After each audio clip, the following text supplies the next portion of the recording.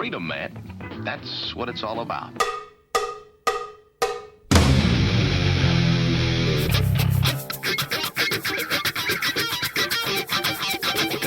You've got to groove on freedom, like the good book says.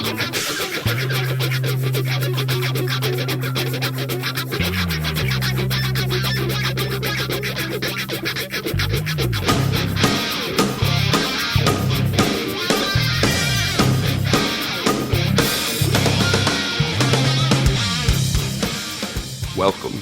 You are listening to What on Earth is Happening. This show will discuss the topics of human consciousness, mind control, natural law, the occult, and all issues that affect the freedom of the people of Earth. What on Earth is Happening will endeavor to shine light upon the darkness of our world and to offer empowering solutions to the problems we face as humanity approaches its critical moment of choice. And now, here is your host, Mark Passio.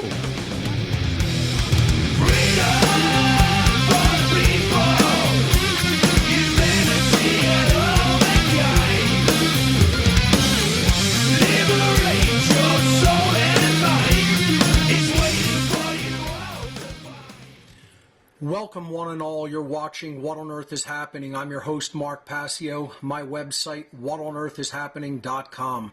Ladies and gentlemen, government is slavery. Always has been, is now, always will be. And if you don't think so, you're just dumb, son. You're just dumb. What we do here on What on Earth is Happening is we end slavery one mind at a time. Today is Sunday, January 14th, 2024. Welcome to the new season of What on Earth is Happening. We're coming at you live from 3 to 6 p.m. Eastern Time every Sunday from January through June in our new format here at my finally permanent home studio. And we should have good production values. We started a little bit late again today because of some technical issues with audio, but our production values should be great with a couple of high quality cameras in a permanent studio. Really looking forward to this season of the show. If we could switch over to my slides, I want to go over some housekeeping stuff. Today is basically going to be a call-in show. For new viewers to the show, you should not watch from this point. You should go back to show number 1 in the podcast section of my website, whatonearthishappening.com, and you should listen and watch all the podcasts in order at your own pace in order to gain a full understanding and to expand your worldview to really truly understand the topics that are discussed here, because What on Earth is Happening is significantly different than any other show on the internet airwaves in that it talks about the causal factors of the human condition of slavery. It does not get into gargling with raw sewage, as my friend Jay Parker likes to say, in continuously analyzing and talking about politics and all the 3D worldly events that play out. It gets into why they actually play out the way that they do, because of factors in the human mind. Things that most people don't want to ever go near, let alone talk about in depth. So this is the title card for today's show, episode number 278 of What on Earth is Happening. As always, you can watch the show live at whatonearthishappening.com or on the One Great Work Network. Thank you to Will Keller for the great artwork for the title cards of the show, as always. So we are on a new format from 3 to 6 p.m. with my producer, Mike, back in the producer seat, helping out and making sure the show goes smoothly. So this is the new 3-hour format, folks, on a 6-month schedule from January through June, 3 to 6 p.m. Eastern Time. And, after, doing the show for 6 months, then I take a hiatus and I teach the How to Become the True Media seminar for the last 6 months of the year.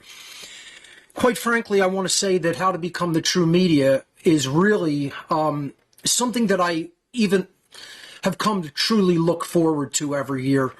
Whereas, the show, I'm pretty much saying the same things over and over again with very little changing because people don't want to change their mind. They want to look to external solutions and external saviors instead of actually changing the way that they think, changing what they condone, changing how they behave. And, those things will actually change the world as opposed to trying to rearrange, deck furniture on the Titanic. And go down with the sinking ship. If people actually learned the causal factors of human suffering and the human condition of slavery, maybe we'd have a fighting chance at changing it. And today's show, what I'm going to do is just go through what I call the consciousness checkpoint. I'm going to just talk about where I see humanity heading, what I see as the current state of our existence, why it's staying that way, and if people do get their head out of their rear end, what they can actually do to affect positive, real, lasting change in our world. So look forward to the show on our 6-month schedule, January through June, on our new 3-hour format, 3 to 6 p.m. Again, today we got a 20-minute late start, so it'll be 3:20 to 6:20 today. We are simulcasting now on 10 streaming destinations. You heard it right, folks. 10 places that you could watch What on Earth is Happening live weekly show. We are simulcasting on, of course, whatonearthishappening.com and onegreatworknetwork.com, but also on the Telegram platform, on Twitch, on YouTube, on Facebook, on Twitter, or X. It really should say X there. And on Rumble, Odyssey, and DLive. So we are streaming out to 10 different destinations. Really happy about that.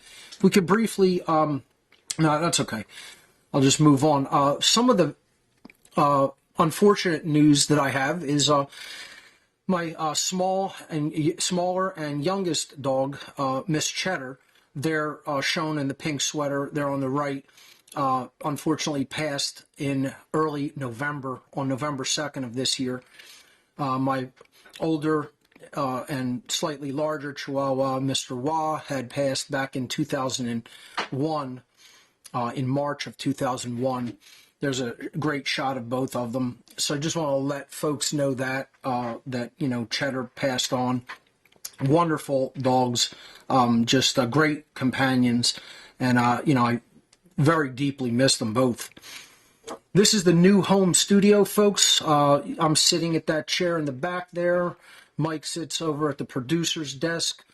And very glad I got it all set up and squared away and does not need to be broken down. Obviously, we still deal with some technical issues and glitches from time to time, but, we deal with those and move forward. And it's something that I could get into talking about today a little bit, is the battles with software because of how poorly most modern software is written. People know it's a big sticking point with me.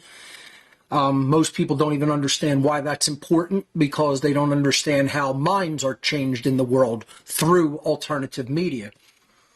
But, that is a good idea of what the home studio looks like. I'm very happy that it got all set up. There's a slightly alternative angle there showing the production desk where the stream actually goes out to the internet. And, my desk where I sit with my mic set up. So, just wanted to give people an idea of how, the setup works here for the new permanent setup. This season on the show, I'm going to be discussing my presentation that I gave back in April of 2016 at the Free Your Mind 4 conference called The Unholy Feminine, Neo-Feminism, and the Satanic Epi-Eugenics Agenda. This is probably going to be the main topic for this year's weekly shows, at least through half of the shows this season. So I'll start getting into that topic maybe later tonight, but definitely next week. And we'll be continuing that, week after week, because this is a topic that I feel most people really still do not have an accurate handle on, or do not believe that I am correct in my original source material here in this presentation on Holy Feminine regarding what neo-feminism is and is all about. So we're going to hammer these ideas in this season. We're going to talk about them in depth. There's not going to be any misogyny or women bashing, as much as there's not going to be any, man hating and man bashing on the show either. We're going to talk about these topics openly and honestly, and we're going to talk about them from a social engineering perspective, which is what's always left out of the discussion, because most idiots of the modern world don't understand social engineering because they're very deeply under the mind control that social engineers have put them under. So they don't understand anything about the mindset of their masters, their owners, those who own their mind and shape their thoughts and give them their opinions. They just think this stuff happens all magically or organically, automatically. And they have no idea of the real underlying factors. They have no idea of the underlying mind control social engineer class that is directing this agenda. They have no idea that it's an agenda that is both satanic and totalitarian. And, they are in the dark about most of the things that drive what people laughingly in the modern world today call feminism. So we're going to be talking about that a lot during the course of this season. That's going to be one of the main topics of discussion this season. So again, I may delve into a little bit of it later. I will definitely be getting into it next week with a full array of slides and maybe even expanding on some of the topics that I had to leave out of the original presentation due to time restriction. How to Become the True Media 2023 is in the books. It's wrapped up and done with. We finished it in December of this year, of last year, of 2023. And I have to say it was one of the best seasons of How to Become the True Media, one of the best, courses. And I'm really looking forward to the 2024 edition. I think people this year really, really gained a lot of knowledge and got a lot out of it. And the questions that the students had and asked were so well thought out and really indicative that they're moving forward in their understanding of how to create media. And I'm very excited about what some of the students will potentially do with that newfound knowledge that they gained as part of this technical seminar. So hopefully many of them will move on to become content creators in their own right. In any event, How to Become the True Media is an online technology skill-sharing seminar hosted by me on the Telegram platform. It is 23 weeks long. We meet one night a week on Monday evenings at 8 p.m. Eastern Time for 3 hours of instruction. And that goes on for 23 Mondays. And after the formal teaching from 8 to 11, then there's a question and answer session for an hour. And then I let the class break up so that students can have informal discussion among themselves afterward and network with each other and get, tips and techniques from each other. So this takes place every Monday evening, 8 p.m. to 11 p.m. Eastern U.S. time from Monday, July 8th. And I honestly should fix this briefly because it still says 2023. Let me just fix that.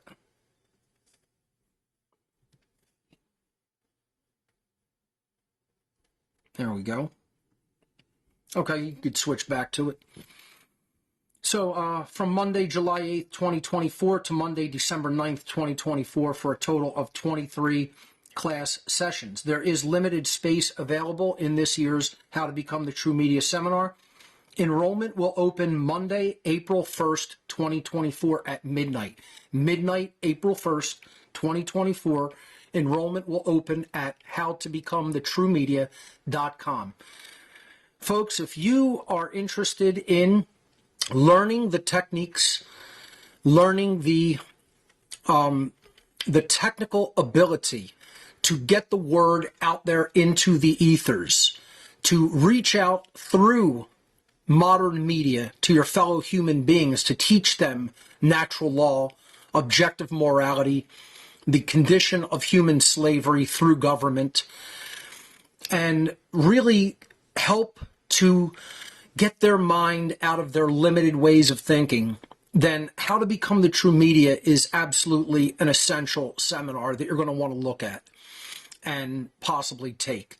So go up to the website, check out the basic curriculum that's listed there, and make a decision if you want to enroll. Enrollment will be it'll be kept the same as it has been since I started doing this back in 2020. It will be $523.93 for all 23 class sessions, and you can make that donation once enrollment opens, not before, but once enrollment opens on April 1st by going to howtobecomthetruemedia.com and clicking the Enroll Now button. So look for enrollment to open on April 1st, 2024 for the 2024 season of How to Become the True Media. So I want to talk a little bit about all of the work that I've done in during the hiatus. Now, this was in May, so it was a month before the hiatus, but I gave a presentation in just outside of Atlanta, Georgia, called Government is Slavery. And I have not actually had time to finish putting this out. So I'm going to be releasing 5 presentations in the early part of 2024. Most of which were actually delivered in 2023. The reason that I didn't get to a lot of this material in putting it out publicly is because I myself was preparing rigorously for the Two Masks, Same Face presentation that I gave here in Pennsylvania back in October. And I'm going to talk about that briefly in a moment. But this particular presentation is a short form one, Government is Slavery, and that will be being released very shortly. All of these presentations will be released within the first 3 months of 2024. I can almost certainly guarantee that it will be the first quarter of the year. All of these presentations will be publicly available. The second one was one that I gave at the Freedom Under Natural Law 3 event, which was called The Real 7 Deadly Sins, in which I explained what the real transgressions against the laws of the Creator of the universe, against natural law, actually are. Not what moronic religions teach people that they are, and then turns people off to spirituality altogether because of how dumb religion is, and how deceptive religion is, and how much it gets people to think wrong thought regarding morality. So the Real 7 Deadly Sins, I think, is a primer for truly understanding natural law, and it's something that I wanted to put out. It's also a relatively short-form presentation, but I was very proud of how it came out, and this will also be released in the first part of the year. Folks, if you see me fidget and wince a little bit, I definitely pretty seriously injured my lower back earlier this week, unfortunately picking up a piece of equipment that I needed to take to the garbage bin. And I'm definitely delivering this podcast, this live show, in a lot of pain today. So bear with me if you see me express some of that pain. Nothing seriously is wrong, but my back is recovering from an overexertion. Let's move on to the next presentation that's going to be coming out early in the year. It's called Technology's Critical Role in the War for Freedom, originally delivered at the Seed 5 conference back in September. This presentation was all about how technology is an indispensable tool, and learning technology and software is an actually essential component to doing the great work. People think you're just going to talk to your neighbor, you're going to talk to your family members, you're going to talk to your friends, and suddenly that's going to complete your role in the great work. It doesn't work that way. You have to reach out in a wide way. You have to get the word out in a much, much wider context through the internet. That's how it's actually done. You know, people think word of mouth is somehow going to accomplish the change in human consciousness that is necessary. And I have news for people, that's not going to get it done. People have to incorporate putting their voice out through technology. This is how the mainstream media does it, and this is how the true media will do it if, we exert the effort and, the willpower to learn how that is accomplished and then do it. So that's what this presentation was ultimately about. Also very happy with how it came out. We'll be releasing that shortly. Now, the big one, obviously, is Two Masks, Same Face, the Dark Occult Origins of Nazism and Communism. I really did want to try to get all these presentations out before the show started, but it's too much material for that to happen that quickly. So, again, I spoke with my video editor, and he assured me that this is coming along great, and it's pretty much almost ready to be released. We are going to release all of these videos on the gifts area of What on Earth is Happening first. Then they'll be available later in the year completely for free online.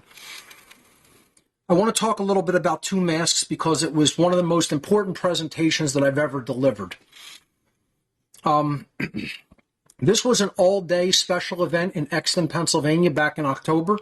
And I have to say, this was probably the smoothest presentation that I've ever delivered live insofar as the help that I received for the setup. The crew that worked on the setup of this presentation did an absolutely phenomenal job, and I want to thank everybody who was involved. They really, really took the job seriously, and they did not drop the ball at all anywhere in the whole process. So I felt like I could just go in, focus on what I needed to do as a presenter, and they had my back. So thank you to everybody who was involved in the Two Masks setup, especially Jeff Hippoff, who did a phenomenal job helping to organize the entire event. Really went above and beyond the call of duty, so thank you so much. And speaking about this presentation, it ended up being 8 hours and 5 minutes of actual content of presentation delivery with my slides. 8 hours and 5 minutes. One of my longest presentations ever. Right up there with the natural law presentation. I actually then did an hour-long, approximately 55-minute long question and answer session afterward, in which the people who were in live attendance just asked great questions, just very thought-provoking questions at the end in the Q&A session. I want to thank everybody who took part in that as well. And I want to say something about Two Masks. This presentation is not just about the past. It is not just about what happened in the regimes of Nazism and communism. It is an absolute reflection on the thought process of the people of today's world. That's why this presentation is so important and so pertinent. Because we have not learned the lessons of world history. We have not incorporated the lessons of past totalitarian regimes and seen to it that they do not repeat themselves and happen again. And that's the sad part.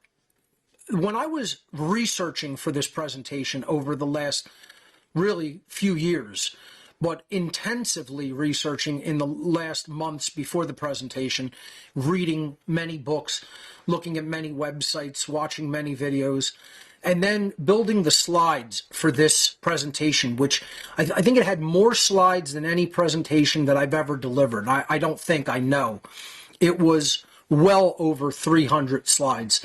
I don't remember the exact number, but it was somewhere in like the 330 slide region or something like that, maybe even more than that. And I just felt so depressed making those slides, because as I made each slide, I kept thinking, humanity has really not learned much since this time period. They have not changed their consciousness or their morality, and we're in the same exact position today that we were when these death regimes, when these culling regimes came onto the scene in our world. And if people don't think that, you obviously haven't done that research. You obviously haven't studied history to any extent that is worth studying. And that's the problem. When people are ignorant, they aren't moral. True knowledge leads to morality when it's incorporated into the human mind. And it's incorporated on an aggregate basis, then the aggregate of the society becomes moral because of how knowledgeable they are. Ignorant people are immoral people. Then all you have to do is look at the world and it's what's taking place in it, realize we're an enslaved populace, realize that by definition means that we're an immoral populace, and then that by definition, that dynamic of being that immoral, leading us into ourselves into a state of a condition of slavery, literally means that we are an ignorant people in the aggregate. And one of the things I want to say is, and this isn't trying to insult the very crowd that came out to see me. It's just a statement of fact. Many people came up to me at the event and said, I knew very, very little about any of that content. Some knew a bit, but the majority of people who even commented said, I have heard of so little of the material that you presented at Two Masks that I was amazed that as you kept going and a new section would come up and a new section would come up, I knew about hardly any of it. And you can research all the things that I talked about in Two Masks and come to the understanding that they are, in fact, factually and historically true. And people just have no idea because they think politics is all at face value. And they don't understand how much the occult and the occult world and occult belief systems are involved in what then plays out as politics. All of the things that happened in the Nazi regime were driven by the occult world.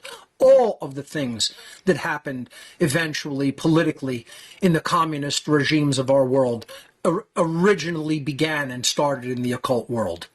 You can trace the origin straight back to the occultists who put out the ideas themselves. And that's what I do in Two Masks, Same Face. I talk about people that I guarantee you've never heard of, that aren't in any of the history books or school books that you were taught in school. And I think it's going to really, really help people come along in their understanding of how political regimes, especially totalitarian ones, get started, what their origins are. So I have to say that this presentation, I am as proud of how I put this together and delivered it as I am my natural law seminar. And I think it stands right up there with the natural law seminar and the demystifying the occult seminars as some of the most important work that I've ever put out.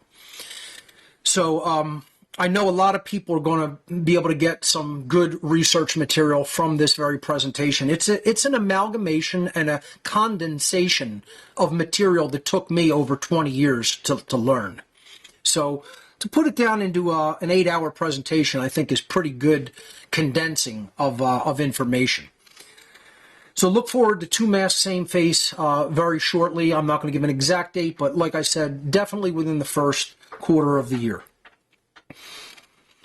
The Great Reset 5 manifestation is coming up January 17th through 21st, 2024, hosted by Derek Bros, and you could check it out at thegreaterreset.org. I will be a speaker at this event, the Greater Reset 5, and my presentation is titled, Why We're Losing, 7 Reasons the Freedom Movement is Failing, where I go through 7 of the main factors that the so-called freedom movement, what I call the My Freedom Movement, has still not deeply understood and incorporated into their mindset and worldview, and why they expect freedom to manifest, and it is not happening. It's a missing paradigm shift, you could call it. It's a way of thinking. It's a missing change of the mind of most people, especially people in the freedom movement. I talk about in this presentation why I'm so hard on people in the freedom movement. I'm harder on people in the freedom movement than I am the average person who's just starting to learn. Because quite frankly, the people who are in this movement and have been in it for many years, I expect better of them, and they should know better by now.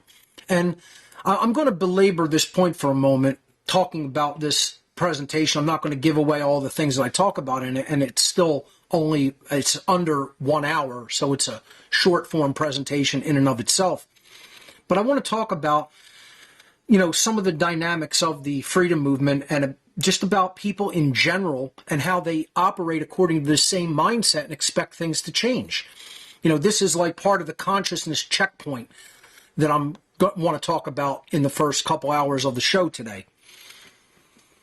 If you are around these people long enough and you engage with them and you try to bring them some deeper understanding of causal factors and how they work, most of these people don't want to hear it. They believe erroneously that they have enough information already. And it's like a surgeon who has performed successful heart surgeries or brain surgeries upon thousands of people over their career as a surgeon, talking to a bum on the street about surgery. And the bum on the street has never even encountered any aspect of modern medicine or surgery at all. And the bum on the street is trying to tell him, the master surgeon, that he has as much information as the surgeon does. It's laughable. And I just find that the ego is so embedded and so strong in these people that they literally have they've developed a religion where I believe in my beliefs. This is how it's going to be. This is how it's going to stay. Don't bother me with the truth. Don't bother me with any factual information. Don't bother me with any new material, with any new info, because I've made up my mind how it works, and that's the end. And that's their basic mentation. They don't want to move further. They set up their tent on the 1/4 height of the mountain and say, well, 25% is far enough. I'm not going the other 75% of the way up to the summit.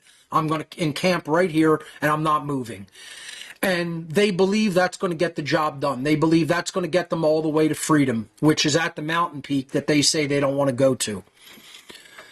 And the other aspect of this dynamic, this movement, if you want to call it that, I laughingly call it a movement. It's a hamster running on a wheel. Like I said in Anarchy and the Occult Part 3, I think it was, Chumpy the hamster, he's the mascot of the freedom movement, running around in a wheel going nowhere and thinking that he's going to go someplace. I mean, that is literally the epitome of pure ignorance. It's the epitome of someone who is so deep in ego that they are their own worst enemy. They're not even on their own team. They're not even helping their own team or their own side. They're their own worst enemy.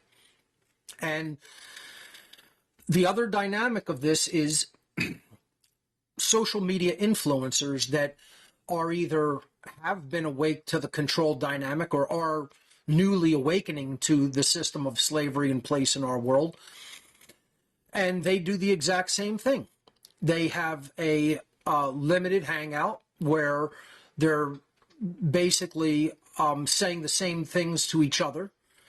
And it's all political analysis. It's all analysis of what occultists throughout history have called the realm of effects, the plane of effects, thinking that they can change the external without changing the internal. They still are base-minded people. They're still in base consciousness. They haven't developed true spirituality. They don't understand causal factors. They don't understand natural law. They have no clue about the laws of cause and effect. They don't understand objective morality. They're relativists in many cases. And unfortunately, morons listen to these people. And, I promised myself I was going to not get enraged in this new season of What on Earth is Happening. And I know that's a promise I'll probably break to myself. But I'm going to do my best to try to keep it in check. And I'm going to do my best to try to explain it to people as succinctly and correctly as possible. And I'm going to maybe interject some dark humor instead of just screaming at the camera. Okay? So one of the things that I want to talk about is we have to somehow reach the media influencers and get the right people in front of them. Or, if not that, get them onto the right topics of discussion. I don't care who brings this information to the public. I could make the claim I have already brought it to the public. It's just in such a small quantity of members of the public that it makes no appreciable difference because it's not reaching enough people. But if natural law were to get into the hands of some of the biggest social media influencers and they explained it as well as I could, I have no problem with that. I'm not egotistical in saying it's got to be me. The information just has to get out there. And this is the problem, is you have a person of low density knowledge. Let's just say it like that, right? I mean, my man Fred here could say it, you just dumb, son. You just dumb. Yeah, there you go. Great gift. Thank you, Bryn, for the great shirt. Had to wear it on the first day of the show. But you could say it harsh and nasty like that, but let's just face it. That's the problem with most people who stay in the realm of effects. They never move their mindset out of the plane of effects and get to the plane of causality. The plane of causality solves all problems. All problems are discovered in the plane of causality. All problems are solved in the plane of causality. That is the realm of the mind.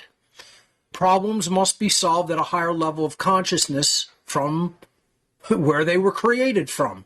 It's a very simple dynamic that thoughts become things. Reality is preceded by the way people think. The way people think informs people's emotions and their behaviors. Then they go out into the world and act, and that is the situation, that's the circumstances, those are the conditions that get created in the world. This is not rocket science, folks. I've said that a million times. This is about as simple as it gets when it comes to understanding the processes that govern the universe.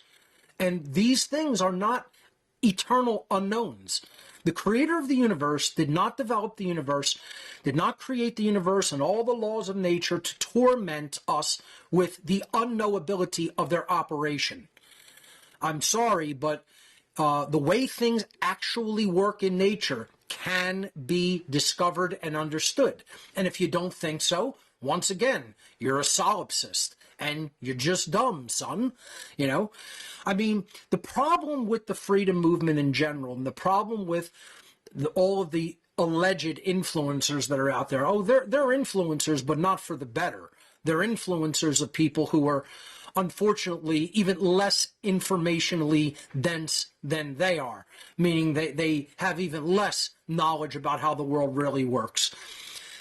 It's the blind leading the blind. And what it really is it's a continuation of the clown show of our world on a new level, and that's really what these people are. I just have to come out and say it because I would probably come on their show hiding a clown horn in my pocket, and have to come out and be like, you have no idea what you're talking about, clown, and just honk on them in mid-sentence, just give them a nice honking right in mid-sentence and call them to their face a clown.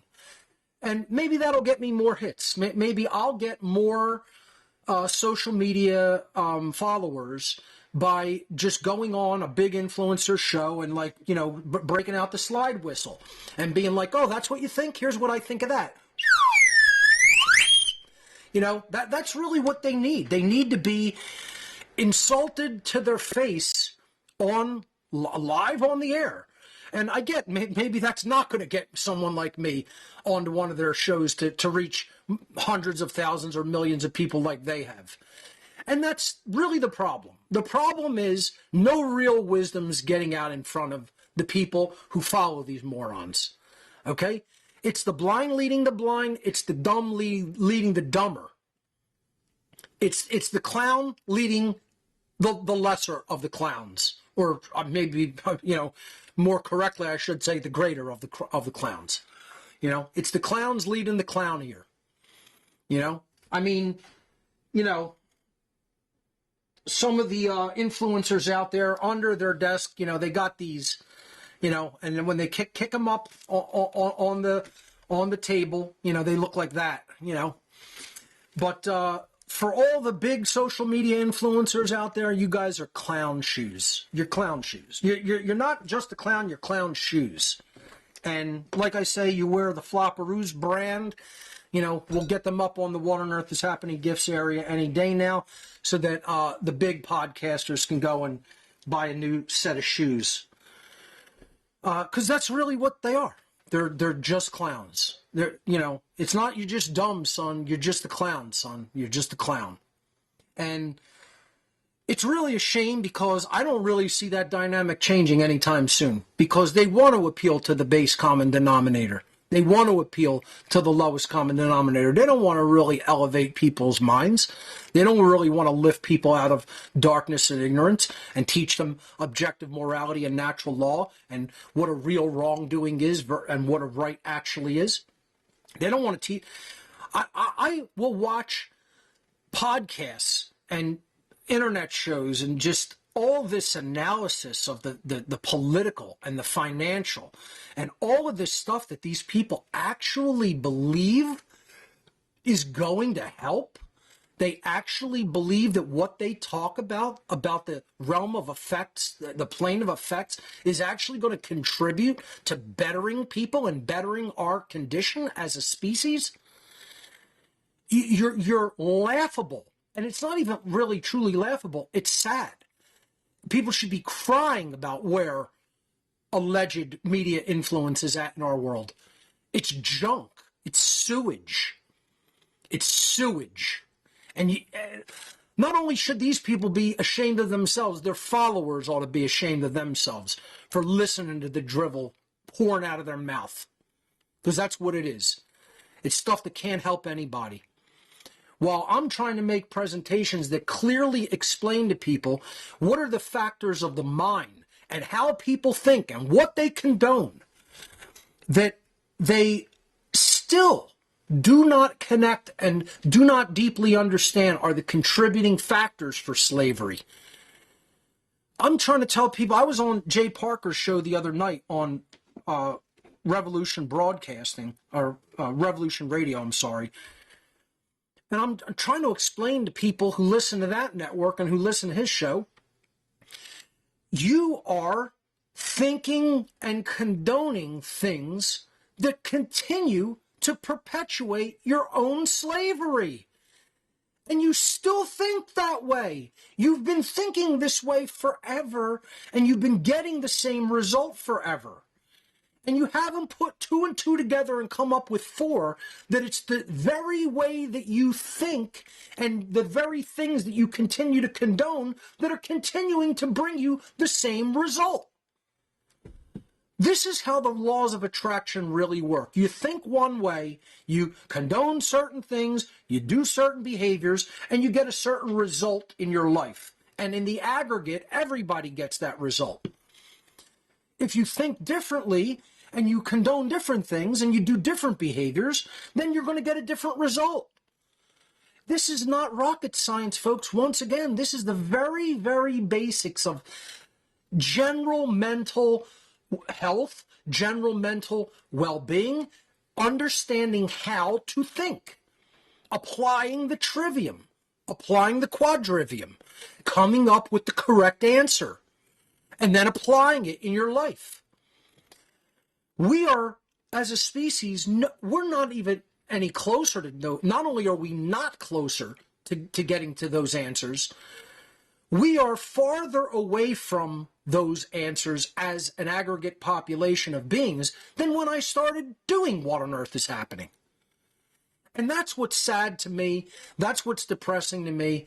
That's what makes me think the thoughts, I don't really want to do this anymore. I'm not going to do that. I'm not going to give up. I won't never give up. But I have to explain that my motivation is not really, it's not truly expecting change to happen. I expect death to happen.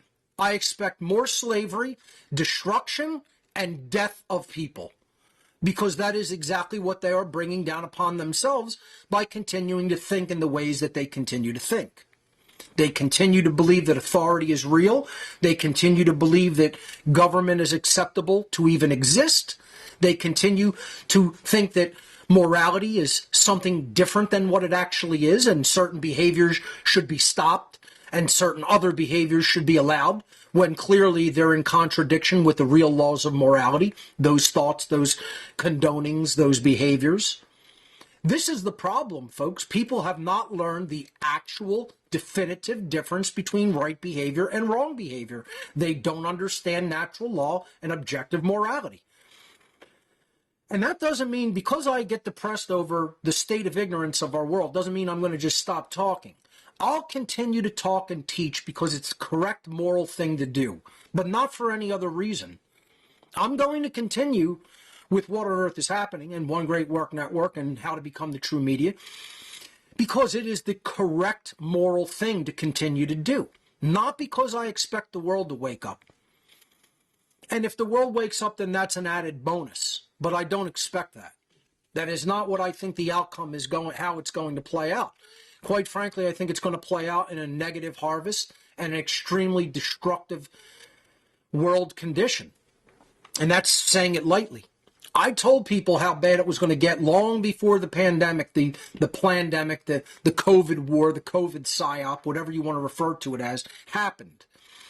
And people were laughing, oh, it's not going to get that bad. Society's not going to get shut down. No, there's not going to be any lockdowns. It's not going to turn into a totalitarian situation. Then people aren't laughing so hard after the COVID war, after this big psyop. And by the way, I'll continue to call COVID a psyop. I don't give a fuck what YouTube does. Fuck you, YouTube. Shove it up your ass. COVID was a psyop. Nothing happened. Nothing negatively affected human health except the media and the shots. That's what did it. The psyop of the media and then the fucking poison that they inject into people. Fuck you, YouTube. You fucking rat Nazi bitches. Come and see me, punk bitches. You find out what'll happen to you. You wouldn't dare say it to my face, but you want to give me a strike? Give me 3 strikes. Fuck you. You're out. Dumbasses. I don't care whether I broadcast on your shit platform. Fuck you. Let's just get that right out of the way. Let's say that street, right? Say it street and come and see me if you got a problem. You'll find out, boy.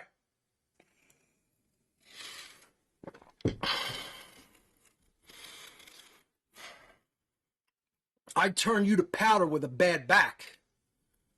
And you'd see what I would do to you if I wasn't even feeling as in pain as I am now. My point is, I don't need any particular social media platform. I'll speak the truth wherever I'm at. I'll do it myself on my own platform, and go fuck yourself. So, one month they give me a plaque for breaking 100,000 subscribers, and then next week they give me a strike for saying COVID's a psyop. COVID's a psyop. COVID was a psyop, you dumb shit. The reason that all you Nazi trash scumbags that work at YouTube don't know that COVID was a psyop is because you're just dumb, son. You're just dumb. That's all it is. You're dumb little boys and you're dumb little girls, and your mommy and daddy didn't teach you anything worth being fucking taught, you dumbass. That's why you think COVID was real. That's why you don't understand it was a psyop, you dumb shit. Anyway, I just want to say the freedom movement is a joke. You guys are a fucking joke. You haven't done what's required, and that's why the world's still in the situation that it is, and most of you haven't changed your own minds. You continue to think the same way that you've always thought, and that's why you're going to continue to get the same results that you've always gotten. I'm not wrong. You're wrong. I have the correct answers. You haven't implemented them in your lives. And I don't give a shit whether you do or you don't, because I'm not here to change you. You're here to change you. I'm here to tell you how it has to change. That's it. Whether you accept the truth or not is on your karma, not mine. My karma is fulfilling what I'm here to do, which is to speak the truth out to the dumb fucking population.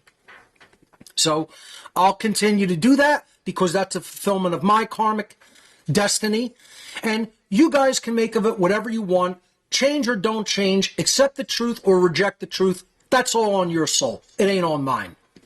You know, do I want to see humanity prosper? Do I want to see us come out of totalitarian slavery? Do I want to see what we're capable of as a species? Do I want to see us reach our full potential as a race of beings? Yes, I do. I am actually pro humanity in general.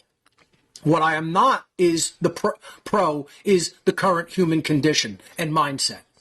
Okay, that's the whole problem of what is going on here, is that people will not change their mindset, and as a result, the external reality can never change. So I just wanted to say that in no uncertain terms, and also say, I'll say as many times as I want, that COVID is a fucking psyop. Fuck YouTube and whoever else doesn't want to hear the truth, because you're rat Nazi censor bastards, and you should be ashamed of yourselves, and your fucking family should be ashamed of you.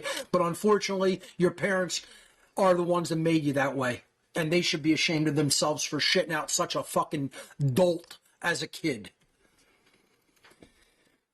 That being said, if we can go back to my slides, please. Do check out all the great content creators on the One Great Work Network, onegreatworknetwork.com. Please support the content creators. They deserve your support, and they all do a great job putting out original material. So please donate to them. Let's continue. Couple of quick announcements for events that are in the general vicinity. Don't Tread on Philly Happy Hour takes place the second Wednesday of every month at the Dive in South Philadelphia. It's always free to attend. You can check out information at Don't Tread on Philly on Facebook or the website don'ttreadonphilly.com. One Great Work Network content creator Jeff Hipoff also hosts Inquire and Inspire, a documentary movie night that takes place in Oaks, Pennsylvania, on the third Thursday of every month. So these have been great and are always free to attend. It's fun to watch the movie and then talk about it and network with people there. I think he's going to be... I can't remember what he told me that he was going to be showing, and maybe it'll come to me, but you could check out that information at inquireandinspire.com and come on out to Arnold's Family Fun Center in Oaks, Pennsylvania. The What on Earth is Happening IPFS project is still underway. I have not been tending to this project, so to the people who are running nodes, please be patient with me. I have very little technical help here, and I've been doing many other things over the last better part of a year. I will get back to administration of the IPFS nodes that are already running and continue to set up some more. For more information on the IPFS project, you can visit whatonearthishappening.com/IPFS. The remainder of the show, after I say some more things that I want to talk about, will be a call-in show to ease us into the new season of What on Earth is Happening. So if you want to ask a question or have something clarified or further explained, you can join us on our call room on Telegram. That is how I bring callers into the show. So you can visit whatonearthishappening.com/call. And that will take you into our Telegram call-in group. Some more housekeeping that I want to do regarding some information and some technology that I want to bring into the What on Earth is Happening setup. One thing I want to say before I even talk about the ARC is thank you to all the people who donated technology items. This really helps keep this operation running as smoothly as it is possible to do. And we are broadcasting on a brand new Mac Studio, a great M2 Ultra Mac Studio that was made possible by viewers' donations. I want to talk about another computer that I would like to purchase for What on Earth is Happening in a moment. But another thing that is a huge dynamic regarding information that I offer here at What on Earth is Happening is the ARC drive. The ARC stands for the Amazing Repository of Knowledge. And I'm telling you, folks, these still come in just about every day here, and I'm thrilled to see that, which shows that some people do want the information, some people do want to learn, some people do want to edify themselves and really become hyper aware of the situation that we are in. So please keep up the requests for the ARC. I love to see those come in, as much as that does take up, some of my work day to have to, set them up and then go and, mail them out, ship them out. I really like to see that people are hungry for that knowledge. So the ARC 2.0 is a hard drive that you will send to me, any kind of storage drive, solid state. As a matter of fact, many more people are finally moving over to solid state storage for the ARC. I love to see that because it's much more robust than traditional magnetic platter storage. So the ARC is an offer of information that I've collected over the years. And you will send me a storage device. I'll copy all of the data to your storage device and then ship it right back out to you. For more information on the ARC drive and how to ship it, visit whatonearthishappening.com/ARC. There are rigid shipping instructions to protect your property and get the process happening as smooth as possible to get your storage device to me and get it right back to you after the data is copied to it. So check it out, whatonearthishappening.com/ARC. Don't remain one of these unfortunately ignorant dolts that still doesn't understand how things really work in the real world. If you get the ARC, you'll definitely get the big picture. Gifts.whatonearthishappening.com is where you can get physical items from the What on Earth is Happening world. You can get the One Great Work collection drive, which is all of my information that I've ever put out on one drive. The Natural Law documentary still available there. Men and women's t-shirts. Women's t-shirts are almost completely sold out. I think I might have 3 in stock. After that, I'm not going to be reprinting women's t-shirts for at least another year or so. So there's only a couple of those left. Men's t-shirts, we have a lot in stock. New colors are in stock. They look great. A lot of people commenting on those and how they like them and like how they came out, the new pressing of shirts. And other items. There's flash drives, DVDs, coasters, stickers, keychains, buttons, lots of stuff. Now, one of the things I want to briefly step out of the slides for is I want to show you a new item up at What on Earth is Happening donation gifts. Gifts.whatonearthishappening.com called technology donation. So let me go over to my web browser and briefly show you this.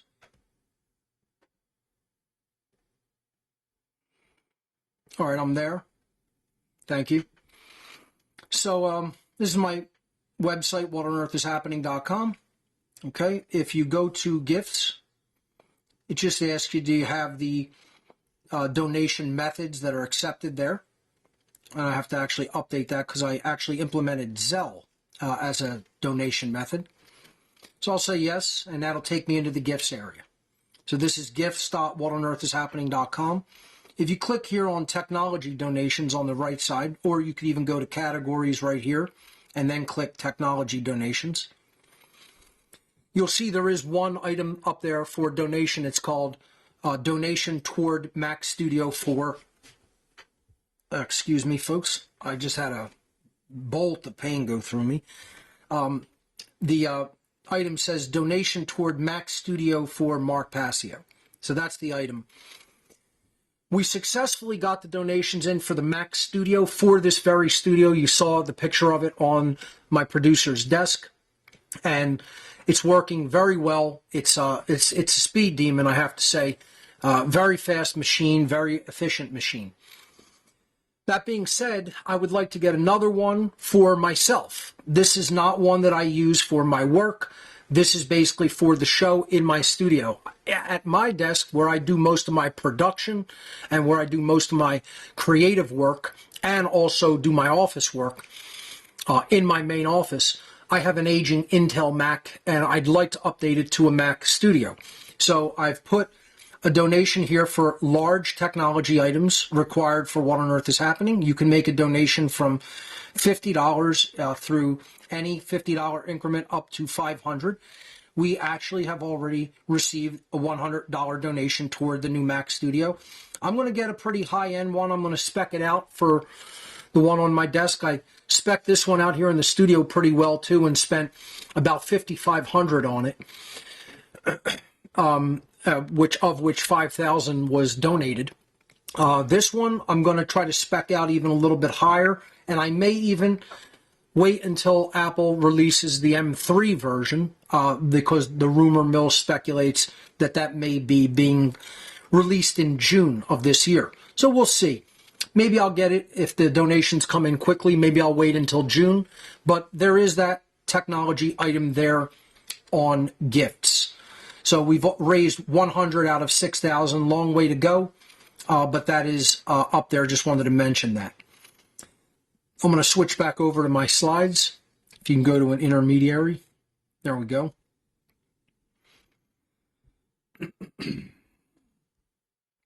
Okay, I'm ready. All right, so, and other items all available there at gifts.whatonearthishappening.com. If you prefer rather to make a straight donation to the What on Earth is Happening and One Great Work Network causes, you can visit whatonearthishappening.com/donate. I think we have like 12 or 13 methods of donation up there. I've added recently Zelle as well, which is going pretty well so far. I'm happy with how Zelle has been working out. We also offer Cash App, GPay, Wise, 9 different cryptocurrencies. Definitely happy to see that the cryptocurrency market really picked up toward the end of this year. Had a little bit of a downspin a couple of days ago, but it's already recovering a little. So, you know, for people who got involved in that, keep your crypto off the exchanges and hodl, you know, and I think things will eventually work out pretty well from where I understand Bitcoin's going to head. In any event, that's for now my slides, and we could go over to the call-in card, or really anywhere else.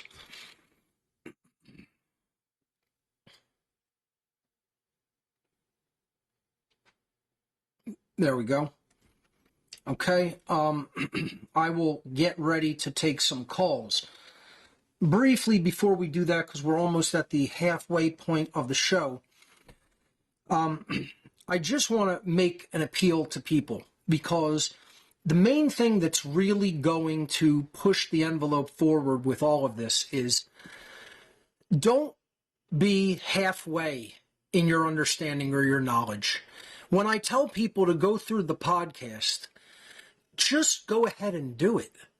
If you're a new viewer, don't try to get the information piecemeal. It's all there laid out in buffet style for you to go through it very easily in a stepwise progression, even if you tend to know some of the early things that I talk about. It's good to review things. It's good to go over things. Take the information seriously and avail yourself of it.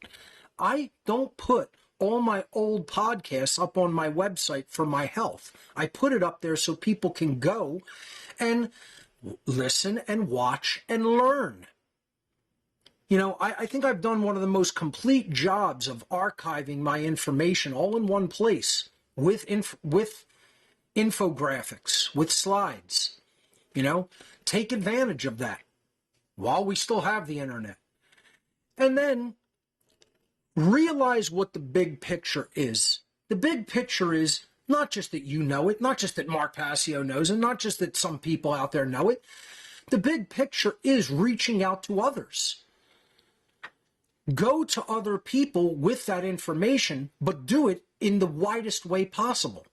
That means creating your own media, putting it up on a site, not just some social media platform. Learn how to build a website. Learn how to put all your information on a website. Archive it there. Put it up in a way that's relatively uncensorable.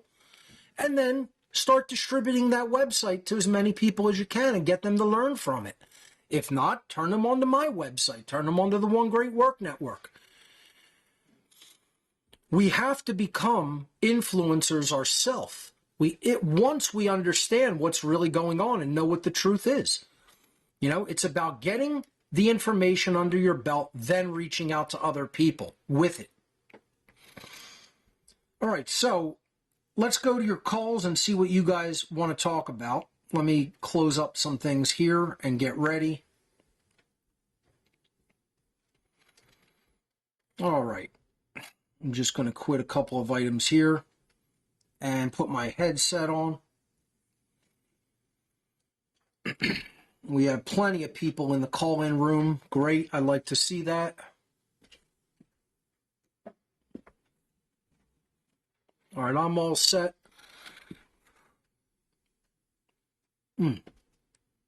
Okay. Let's hear from Kyle. Kyle, go right ahead. You're live on What on Earth is Happening. What do you have for us?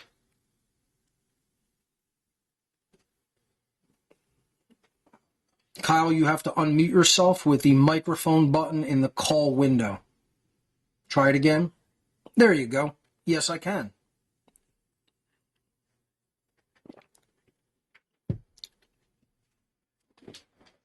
Thank you. I appreciate that.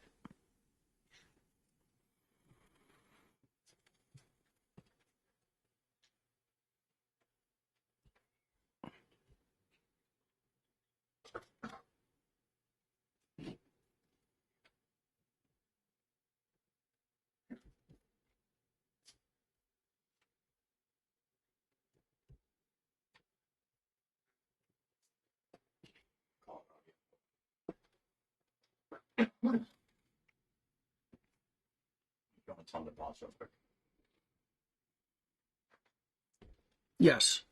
Anybody that claims to incorporate communism into their mental ideology or belief system at all is not an anarchist by definition.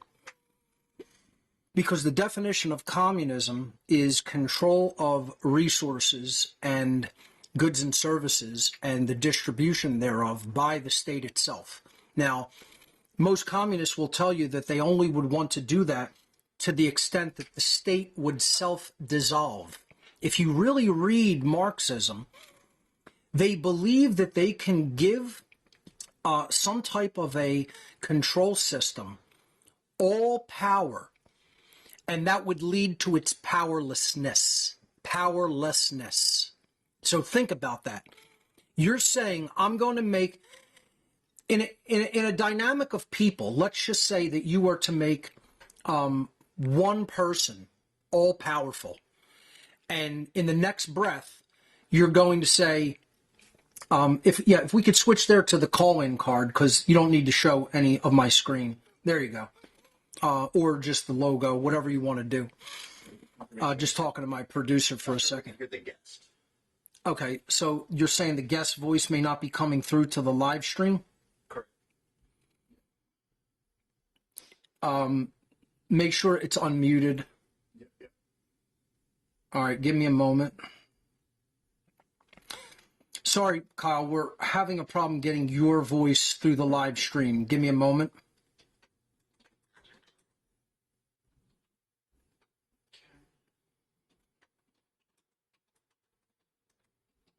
He should be coming through.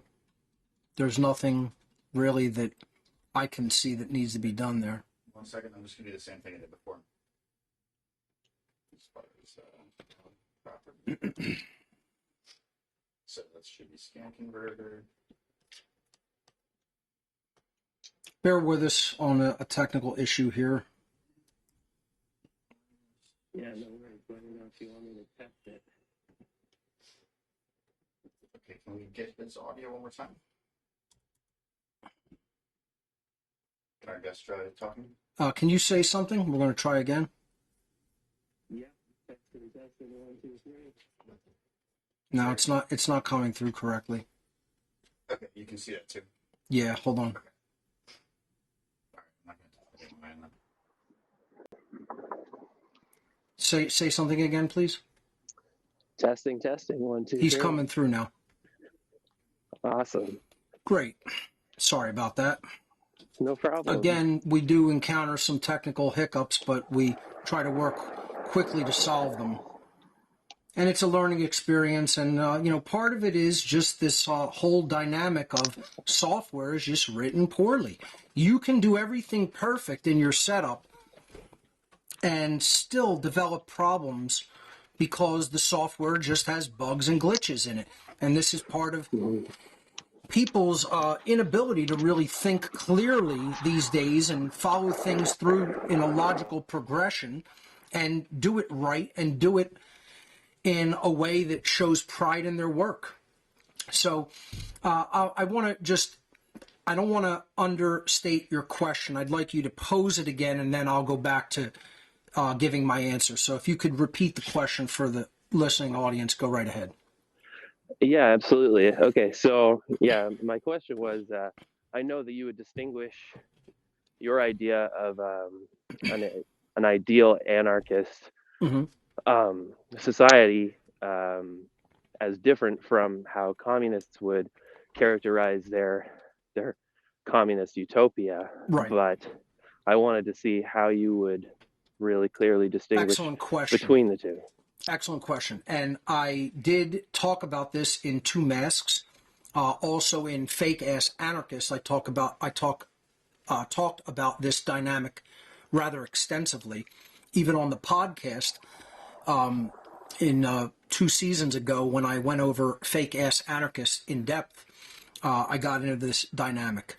And the answer is that anyone identifying in any way with communism is not an anarchist. They are a fake anarchist. They are claiming to be an anarchist in name only, but they actually betray in their own mindset and worldview what anarchism is. Anarchism is the absence of any form of authority over a being such that they can exercise their natural rights unrestrained by the interference of another being that is conducting harm upon them, their body, their property, or their natural rights. All forms of communism denigrates and thieves the natural rights and property of others. Communism in and of itself is the forceful redistribution of wealth, resources, and the ability to produce by some form of an authoritarian structure, such as a state, or people assuming upon themselves to be the authority over others, if it's some syndicalist form of anarchism, of communism, I'm sorry. It is not anarchy in any aspect. Anarchy means there are no rulers. If someone can determine what you are allowed to have as your property, then you have a ruler. Now, that doesn't mean you can claim, I own all water, and keep all water from all other people. We're not talking about erroneous claims of property. But basically, all forms of communist thought claim that there is no such thing as private property. This is the very basis of Marxist thought that became communism. It is that there is no such thing as private property. So this microphone here, whose is it? If this isn't my private property, and then I don't have the exclusive right to use this for my broadcast. would a so-called leftist, quote, anarchist or, ANCOM, quote unquote, claim that their microphone doesn't belong to them? If I just went and said, oh, communism, shared property rights, let me snatch that mic away from you there, like, the boss in Office Space coming to Milton's desk saying, like, get that stapler from you, then I think they'd be a little upset. I think that would perturb them a bit. Just taking a wild guess. They wouldn't want their mic ripped off their desk and claim that it's jointly owned. There's a reason for that, because they have an inherent subconscious, accurate definition of true property, which is if you've attained it without harming someone else, if you have maintained it, if you are responsible for it, it's in your rightful possession, then it's your property. My car is my property. My house should be my property, except statists believe that they can charge me an extortion fee to continue to live in it, called a property tax, which no politician ever wants to discuss or talk about because they're thieves. They believe that they can charge people an extortion fee and say, as long as you pay me that, we won't have cops bust down your door and take your house from you and kick you out into the street or throw you in a cage. And communists basically think the exact same way. They think someone else can determine and gets to make up who's allowed to keep anything. And they claim that there is no legitimate form of private property. All property, quote unquote, must be jointly owned. And that's insanity. That's mass mental illness is what it is. It's not just mental illness. It's Satanism. Satanism incorporates into its ideological belief structure that there are rulers or masters, and then there are slaves. The masters can get to determine whatever they want to do to the slave class, and then the slave class must obey or they will be harmed physically. And that's all communism ever has been. Communism is the Politburo or the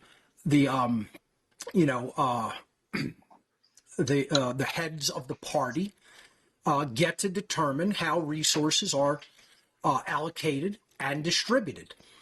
And Right. that is theft. That is not legitimate ownership. That real property is owned in a moral capacity. So there's a reason that I am allowed to have this computer in front of me. I did not steal it from someone. I did not kill someone and then take it from their house after killing them. I put out an exchange for the piece of equipment. When people send me money for a piece of equipment, I don't just take their money and keep it and steal it. I do what I say I'm going to do with it. I use it for the acquisition of another piece of property that helps me get the word out. That's legitimate property ownership. They don't believe in such things. They believe that all private property should be abolished and everybody should somehow share jointly property. There is no such thing as joint property or shared property, because unless someone is making it, private property, real property, means someone can make the decision exclusively about what is going to be done to something. So this is why my computer is my property. It's one of the reasons that defines it as property. I can determine what happens with it. I get to make that determination. So if I want Photoshop on this computer, I'm allowed to put Photoshop in it. If I want to delete Telegram from software from it, I'm allowed to do that. If I want to wipe the hard drive entirely and put a different operating system on it, I'm allowed to do that. Okay? This is what people who even buy into Marxism and then socialism and communism don't understand.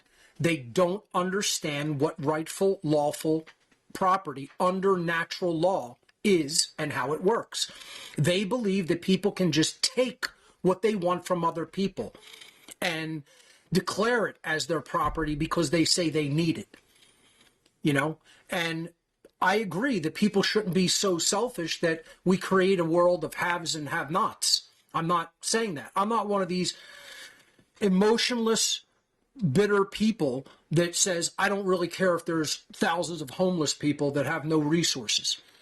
I didn't create that situation. That doesn't mean that you're going to negate my property rights. I think that there is tons of inequity in the world, and that doesn't mean everybody needs to be the same. That doesn't mean we need to steal from people to give to people who don't have a lot. Work from moral first principles is the basic answer. All communism, socialism, Marxism comes down to is dialectic materialism. That's Marx's the basis of his entire so-called philosophy. It's his basis of his satanic ideology is everything is material and everything just comes down to physical needs. Spirituality is thrown in the trash can. He was an atheist, and many people say that he was a Satanist. I say he was a perfect example of a de facto Satanist. I don't know if Marx ever belonged to any satanic organizations or dark occult orders. I can't make that claim because I don't have direct physical evidence of that. However, I've read his material, and I can tell you for sure, factually, definitively, no doubt about it, he was a de facto Satanist in his worldview, in his mentality. He completely dismissed spirituality. He led a spiritual-less existence. Spirituality-less existence. He hated people. He hated the fact that you had to produce for yourself to keep yourself alive.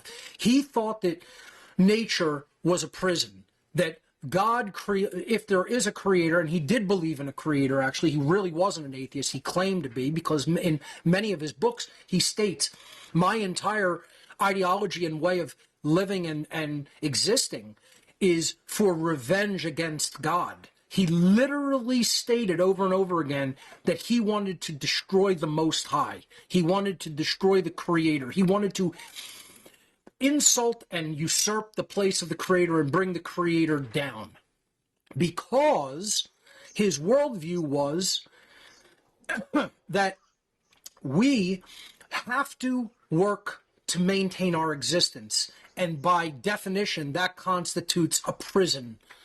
That constitutes a hell of an existence. First of all, imagine how lazy a person has to be to think that way, and that's where a lot of this mentality comes from, and that's where a lot of the condoning and backing of such communist mentality comes from. It comes from a position of complete laziness, of not wanting to produce for oneself. When people have no... See, the thing that I do is I identify what needs to be done and then work to that conclusion. No matter how much work is involved, no matter how much needs to be done, that is the whole purpose of what I do. I take on work. I tell people the taking on of ending human slavery is the great work. It's not something that's handed to you for free. If you don't decide to do that work, it doesn't automatically get done. It carries with it requirements. That doesn't mean that the earth is a prison. This whole idea that, the demiurge created everything, and the creator, if it was beneficent, would have given us everything that we already needed. So what, we lay down and do nothing? How are you going to learn? How are you going to grow? How are you going to evolve if there's zero challenge? Now, that said, that doesn't mean that you go into such a state of lopsided imbalance that you let evil run amok all over the world. This is what people say, this is just karma, and people chose this situation. This is ridiculous. All of these worldviews are ridiculous. It all comes down to free will to choose the behaviors that are either wrong or choose behaviors that are right. Choosing behaviors that are wrong are easy. It's easy to destroy something. I give people the example all the time. The effort that goes into making a single glass, you couldn't do it, and neither could I. We would have to research so much. We would have to research and work with so many people to even manufacture a single glass. How easy is it to break this glass? Throw it up against the wall. So take it outside, smash it on the pavement. It's simple. Chaos is easy. Evil is easy. Destruction is easy. Breakdown is easy. Creation is difficult. Willing something is difficult. Meeting requirements to do something is difficult. We are not here to do easy things. We are here to learn how to do things that are difficult. And what communism wants is a situation where everybody is provided for like a baby. And that is done through immorality called theft, taking from people who are actual work producers and saying, well, you can't keep the product of that labor. We're going to distribute it as we see fit. You know, that's basically what they're doing. And, you know, if factory workers want to just, you know, not contribute into a work environment, then walk away, quit your job, don't have money to eat. You know, I'm not saying, I believe the whole monetary system is a big fake piece of shit. You know, I do believe we should live in, you know, a situation where we learn to share, we learn to do that voluntarily, not by setting up a government that says we're going to take everything you've earned and what you've earned, 90% of what you've earned, and then redistribute it to everybody like some allegedly beneficent king that's doing it all on the threat of violence. Just think about it. Everything that socialists and communists want to do is going to be based on taxation. They want to take from people who have produced when others haven't. And people can say anything they want about it. I'm not right wing. I'm not, quote, conservative. I'm certainly not a Republican. You know, I think these people are just as delusional as many Marxists are. And they want policing, you know, they want standing armies, you know, they're just as idiots and just in slightly different ways. You know, none of them understand real freedom. Real freedom comes from morality. If you don't understand first principles, if you don't understand natural law and objective morality and absolute first principles regarding behavior, you're never going to reach a state of freedom. The world will be hell eternally. We will create the conditions that constitute hell forever and ever and ever and ever and ever until we're extinct. Until we go extinct, Earth will be a prison and a hell and a slavery farm for human beings. And it is because they refuse to acknowledge and accept the truth of objective morality and align their behavior to it. The end. It will never change. That is a law of nature. That is a law of the creator of the universe. No human being is capable of taking that out of effect in our universe. It will remain in effect in our universe long after we are gone and in our graves. And I don't think that humanity will learn it, quite frankly. I think humanity is too dumbed down by the Satanists to ever learn that. They're going to cling on to wretched, immoral ideas like a dead corpse, like maggots cling to a dead corpse until we go extinct. That's personally where I see everything headed. I don't think humanity is capable. They're not smart enough. They're not caring enough.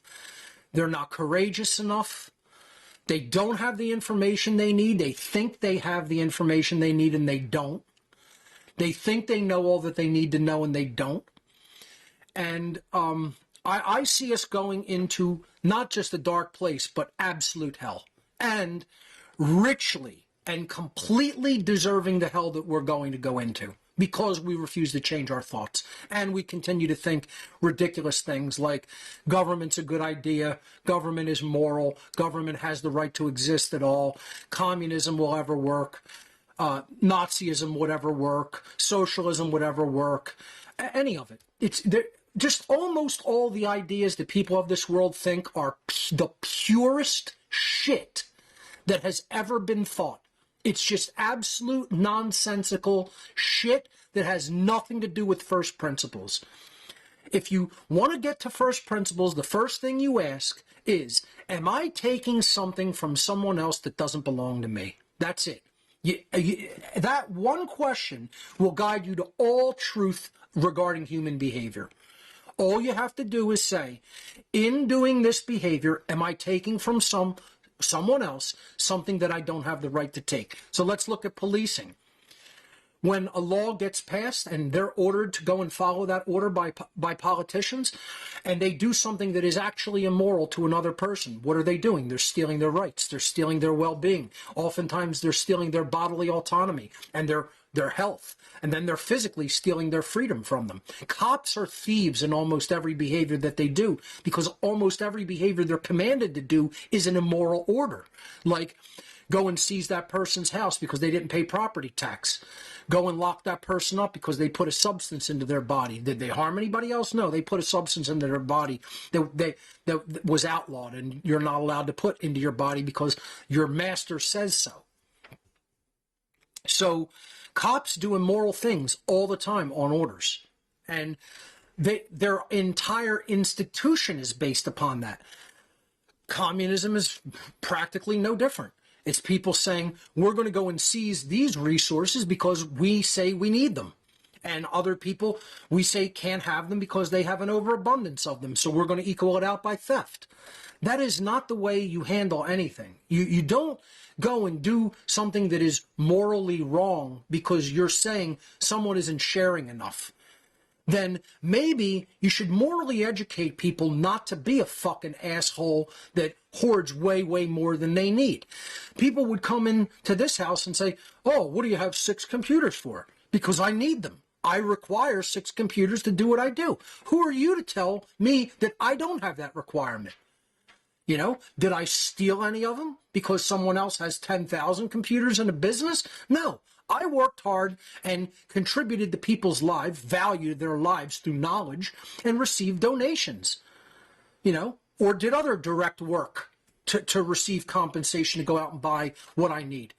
That's how it works in a moral capacity. You know, this idea that we should all be cared for from cradle to grave is just, it's a baby's worldview. And that's what Marxists are. They're children who don't want to do any hard work in the world and achieve. See, maybe they would have some self-respect if they actually put in work into a work ethic and achieved something and learned something about themselves in the process. But they don't want to do that. They want things handed to them. I don't want anything handed to me. I don't want anything handed to me. I want to say, if I've provided a service to you, if I've provided knowledge, if I've provided benefit and education, and you feel like I've assisted your value, I've elevated your value, then you can voluntarily give back to me. I'm not demanding anything of anybody. I'm asking, if you feel that you've received value, donate so I can get a new computer. That's how reality should work. It should work on esteem. It should work on what we contribute, how other people feel that we are bringing value to them. This is all common sense. This is the very basic, common sense, first principles based idea of right livelihood. Number one. That's why police aren't in it. Police aren't in right livelihood. You know, all the people working in government bureaucracies, they're not in right livelihood. It's all based on coercion. It's all based on theft. Military, you're not in right livelihood. You're not protecting anybody. You're doing the bidding of psychopaths. You know, it's amazing.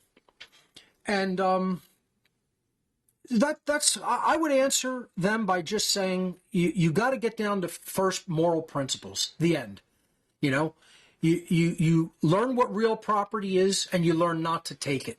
This is like what a mother should be teaching their child when they're 1 year old. You don't hit other people, take their stuff, steal from others. You become intelligent. You work hard to achieve, and then you will be rewarded. You know, you will get what you need. I don't have more than what I need. Some people would even say I do have more than what I need now. Okay, I like comfort as much as anybody. Whatever. You know, I think everybody should have an overabundance of just the base subsistence needs. Listen to how communists and Nazis both describe population. They wanted people to live on the base subsistence needs. They want people having just barely the level that they can maintain to physically survive. They don't want prosperity. They don't want thriving. You know, I want people to thrive. And there's more on the earth for everybody to thrive, way more than you could possibly imagine. The people who believe that this earth can't sustain the current population and have everybody thriving, you don't understand what the earth can produce. You haven't done any logistical, true actuarial studies on the abundance of what the earth offers, what it can actually physically produce. I have. And I'm telling you, we can have probably 20 billion people on this planet living in absolute prosperity if we lived a moral existence and don't do the things that we're doing the way we're doing them now. You know? So that's my answer, and I know it's a complicated answer and it gets at many, many things, but the problem is we have to become generalists in knowledge to understand whole systems. And communists are very, very, very, very childish and ignorant people who have not done that research. They don't have that information. Again, it's a subset of human beings that claims that they have all the data that they need when they don't. They don't have the data that they need. They haven't looked at the dynamic enough. Their mind doesn't process things with the trivium method and the quadrivium quantification method in the accurate way to come to the correct conclusions. Their thinking is flawed based on limited data sets. They need to become far broader in their knowledge, and they need to have the total amount of data that they require to actually process it and come to the right information, come to the right conclusion. And then the right conclusion would be your behavior should not be based in dialectical materialism, but on first principles of morality. And when you do that, then you create a fair and equitable world, because people don't act like jackasses because they're ignorant and immoral.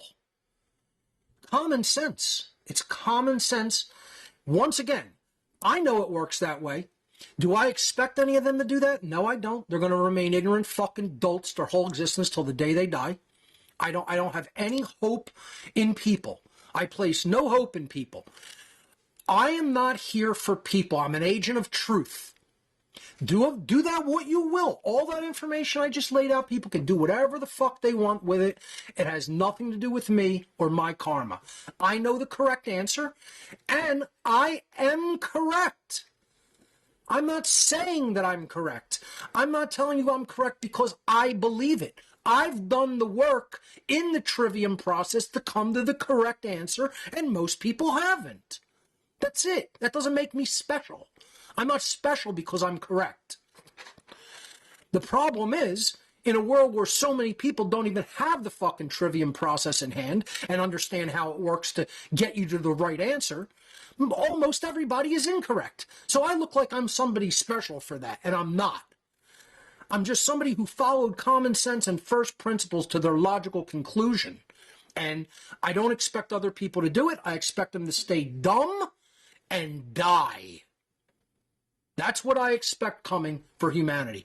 I expect people to stay as dumb as a sack of dog shit, and that ignorance is going to lead them to their own demise, and they will richly deserve it. And I don't really care who has a problem with that. If you have a problem with that, everybody who has a problem with that can go fuck themselves. That's the truth of the matter of what's happening on this planet. It's a bunch of dumb fucking retarded dolts continuing to believe beliefs like maggots clinging to a dead fucking corpse. And that ego is going to bring karmic debt upon them to the point where they destroy their own selves. It's they're tugging on that rope, bringing a concrete wall down on their head. And that's justice. See, the universe is not broken, folks. Let me say this again. Reality is not broken. The universe is not broken. Natural law is not broken. All of that is functioning perfectly at all times and places. Humanity is fucked up. We're broken. We're fucked up. We're sewage in our thoughts. We're sewage in our emotions. We're sewage in our behavior. Clean that stuff up. Clean your mental makeup up. Clean up your behavior. Clean up what you condone that other people should do to others. And then maybe the universe will reevaluate the situation and bring us a different result. That's how natural law works. But once again, there's very little more that people can possibly even really garner from what I'm saying. If you don't understand that, what good is another 4 or 5 years of what on earth is happening? It's like I've basically said it in a million different ways, as many ways and styles as it can be said, and so far nothing has changed. So what does that tell you? That doesn't tell anybody that there's a problem with or flaws with my conclusions that I've come to, because I've come to the correct ones and I've adjusted my behavior accordingly. The problem, it lies with other people. You know, that's why I'm depressed. I'm not depressed because of anything about me or my mental, emotional, or makeup or what I do. I have no problem with myself whatsoever. I get depressed because I live in a cesspool of shit of other human beings with no knowledge, with total ignorance, with no care. They're in total apathy, with no courage. They're lazy. They're cowardly. They don't want to act. They have no willpower to act. I live around most people with absolutely no physical capability. They don't know how to do anything, you know? It's just, people don't not only have pure ignorance, apathy, laziness, cowardice, they don't even have any life skills, you know? I mean, most people really are just taking up space. They're not here to do anything worthwhile. They're not here to improve themselves. They're not here to help improve others. Why do you think the Satanists want to kill them? They don't want to live in that world either. They want to be free from all of those repercussions. They're just going about it the wrong way. You can morally educate a population this large and much larger. You just have to make the decision. This is the requirement. This is what has to be done, and I'm going to do it. That's it. That's all it is. It's just getting down to brass tacks, accepting first principles, and then getting motivated to do that behavior. And when you've been doing it for 17 years like myself, it starts getting really fucking aggravating because people aren't listening. And so that's why I'm saying, I'm just going to continue to tell people, I'm right. What you've been thinking, if you have been in complete antithesis mindset of what I'm saying, you're wrong. What I think would lead to a positive, true, beneficial human future based in freedom and mutual cooperation and respect. And what you continue to think and condone is going to lead to death and destruction. So go fuck yourself and go live that way. To all the people who think that, if they don't believe that government is slavery, if they don't believe that there is objective morality and murder, rape, assault, theft, trespass, coercion, and deception are morally wrong. You want to live in a world where that's continued to be done and people are enslaved and fucked up and ignorant and dumb as dog shit and it's all based on theft? Then they're a moron and they deserve that. And the universe is going to give it to them in great abundance. That's how the universe works. It's a justice machine. That's what people don't understand.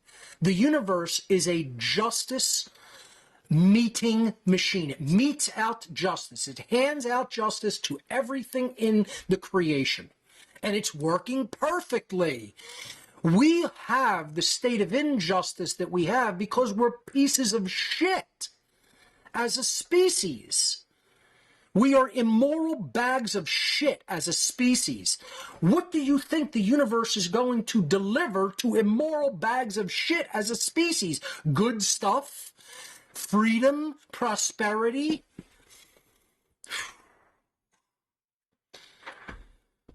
It's going to deliver slavery, hardship,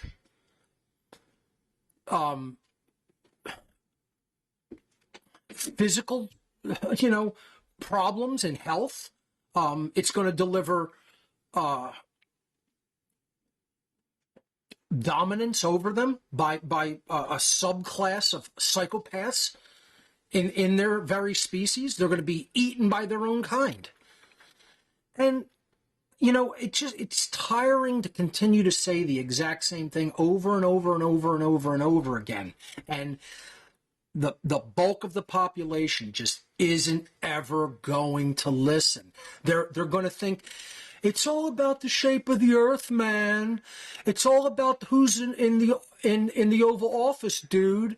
It's all about I don't know what other ridiculous things. It's all about the minimum wage. It's all about the patriarchy or the.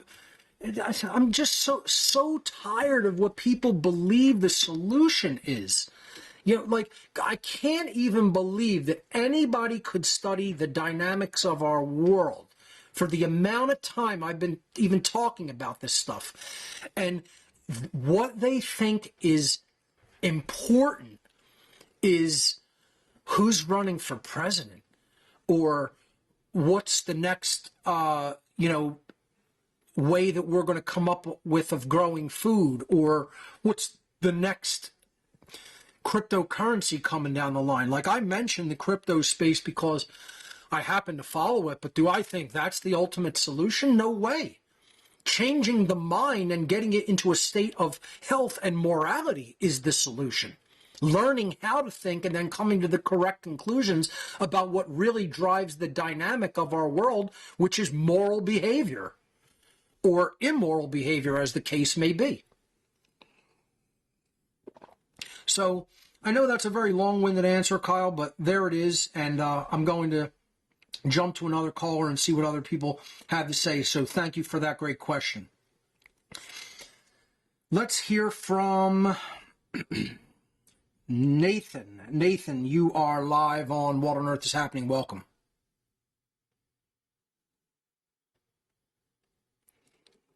Nathan, you are unmuted from my end. Go ahead and unmute yourself from your end, and you should be able to be heard.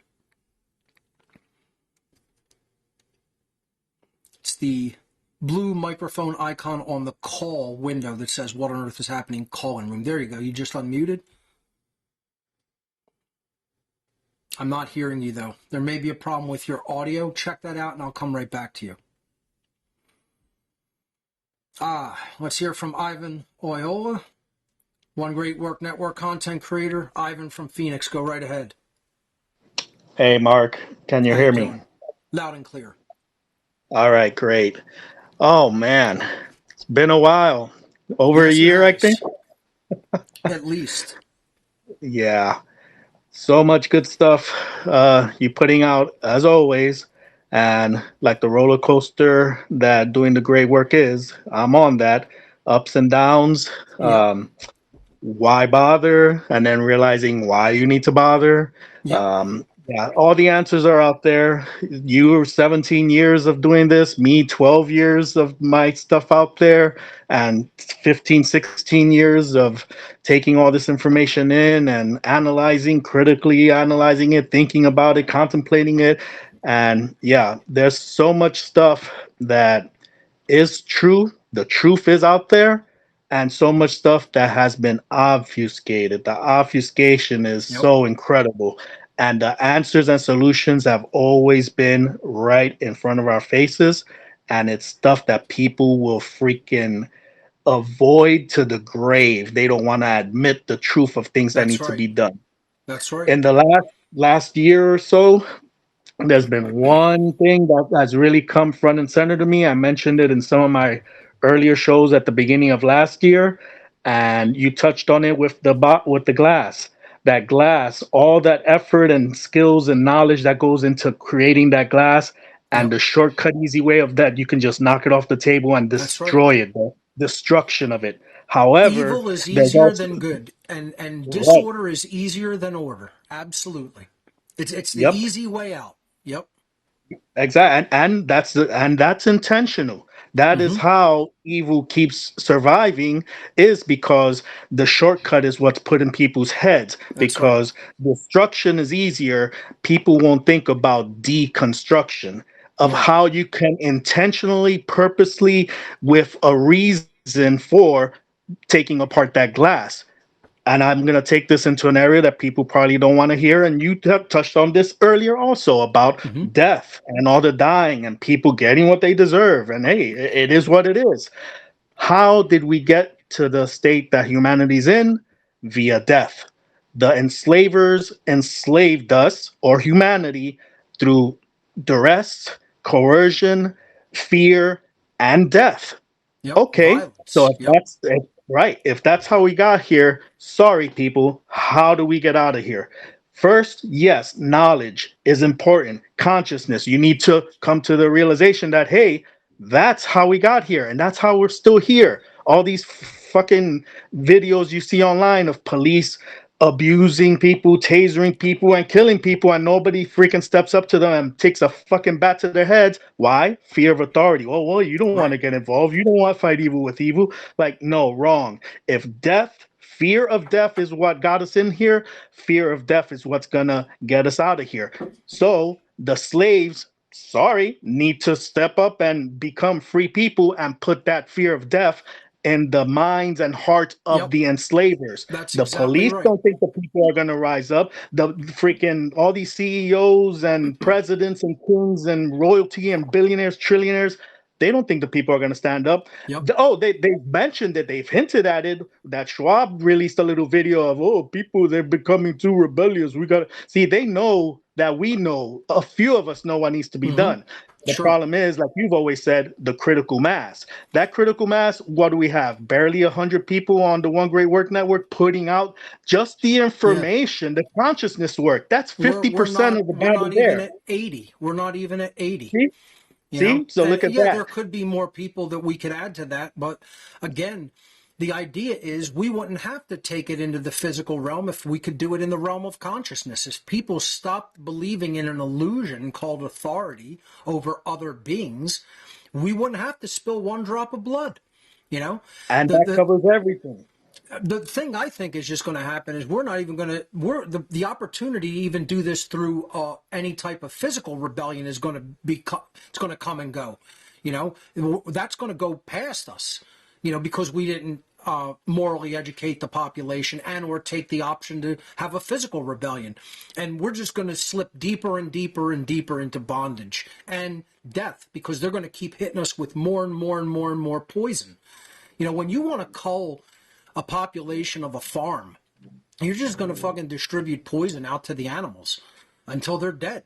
And you get the population down to where they're at. And that's what they're really in the process of doing. They're distributing so much poison to the population that they are trying to just cull the numbers of the human herd down to more manageable levels before people wake up to any extent. And they're going to be successful, I think. Unless we wake up like, I mean, it's got to be such a sudden and massive wake up at this point that I really have stopped even considering the possibility that humanity's going to wake up and be free. I really think that we went in the direction of the negative harvest of human souls. And I think it's going to possibly lead to either a very slow, torturous decline into complete totalitarian slavery worldwide, or we're going to blow ourselves up with nuclear annihilation very quickly, you know? I And I would in suggest either one of those Mark, it's a race. situations, humanity will have deserved it. Yeah, I would suggest it's almost a race because there are times where I don't agree with the elites or the powers that should not be, but I understand them. I Correct. understand them at times. And the races now, like, hey, all these people suddenly dying because they took the safe and effective shots. Okay, maybe it's a race to who gets to the controllable number of humanity to pull it to their side? Is it going to Right. be, to where, okay, we have enough of the dipshits, like you said, sacks of shit that have been died off, that the few that remain now are enough to get it and be like, oh, okay, Right. shit, maybe we need to start fighting back. Thank you. Well, thanks for waking up. Or is it going to be enough left that are going to be, oh, wait, listen to Master. Don't you see everybody that died? And oh, you need to comply and obey. You're the problem. So it may be a race to the bottom to see, Yep. who gets there first. I agree. I think that's a pretty accurate assessment there of potential future scenarios. again, I have a hard time fathoming how people in social media influential positions and the people in the freedom movement themselves can still actually believe the things that they think are the solution. It shows you how little people actually think about causal factors. They never really look to the cause. It's why doctors can do the crap that they pull on people, laughingly called their patients. They can tell them all kinds of things that they need, require, sell them on surgery they don't need, sell them on medication that they don't need, because both them and the people don't really truly ever get down to causal factors in the realm of causality. They never look at the plane of causality in thought and in behavior. They only look at the physical effects in the world. They look at the symptoms. From day one, I told people what on earth is happening is going to be different because I'm not going to focus on the symptoms. You know, I'm not going to sit here all day and just try to talk about like the external factors, the everyday worldly events. Who gives a crap whether one country was being invaded 10 years ago and another country's conducting racial cleansing today? It's like all of the external scenarios will play out in a million different conceivable ways because they're the symptoms. They're the symptoms of a world that has not learned first principles and true morality. And they haven't chosen to do the right thing over the wrong thing. They're still just all cut from the same immoral cloth. This is the biggest part of Two Masks was, I'm trying to explain to people, this isn't stuff that just happened in the past, people. This is stuff that is still going on because of the exact same dynamics of mind and soul today as it was 100 years ago. It's no different. Nothing has changed. This is what the phrase, there is nothing new under the sun, means. It means people have always thought this way, so they have continued to receive the same dynamics that they have always received from the laws of creation.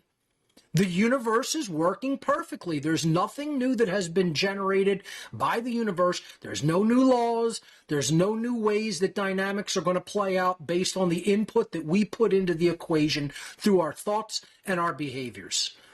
And only something, quote, new will emerge and will be possible of emerging into our sphere of influence and our sphere of life in what plays out in our daily lives when our thoughts change, and then when we use our newfound understanding in thought to change our behavior and align it with natural law morality. You could just keep saying it in a million different conceivable ways, but nothing is really going to differ or change. It is the same dynamic no matter what. It's the very same dynamic. And have people learn that. I've been saying this for almost 17 years. I took a little while to get to explaining natural law to people because I want them to understand the problem that we're facing. And I told people from day one the solution was consciousness. Did I get into the very specifics of natural law immediately? No. It took a while, maybe like 40 shows or so, or 70 shows before I really started explaining it in depth.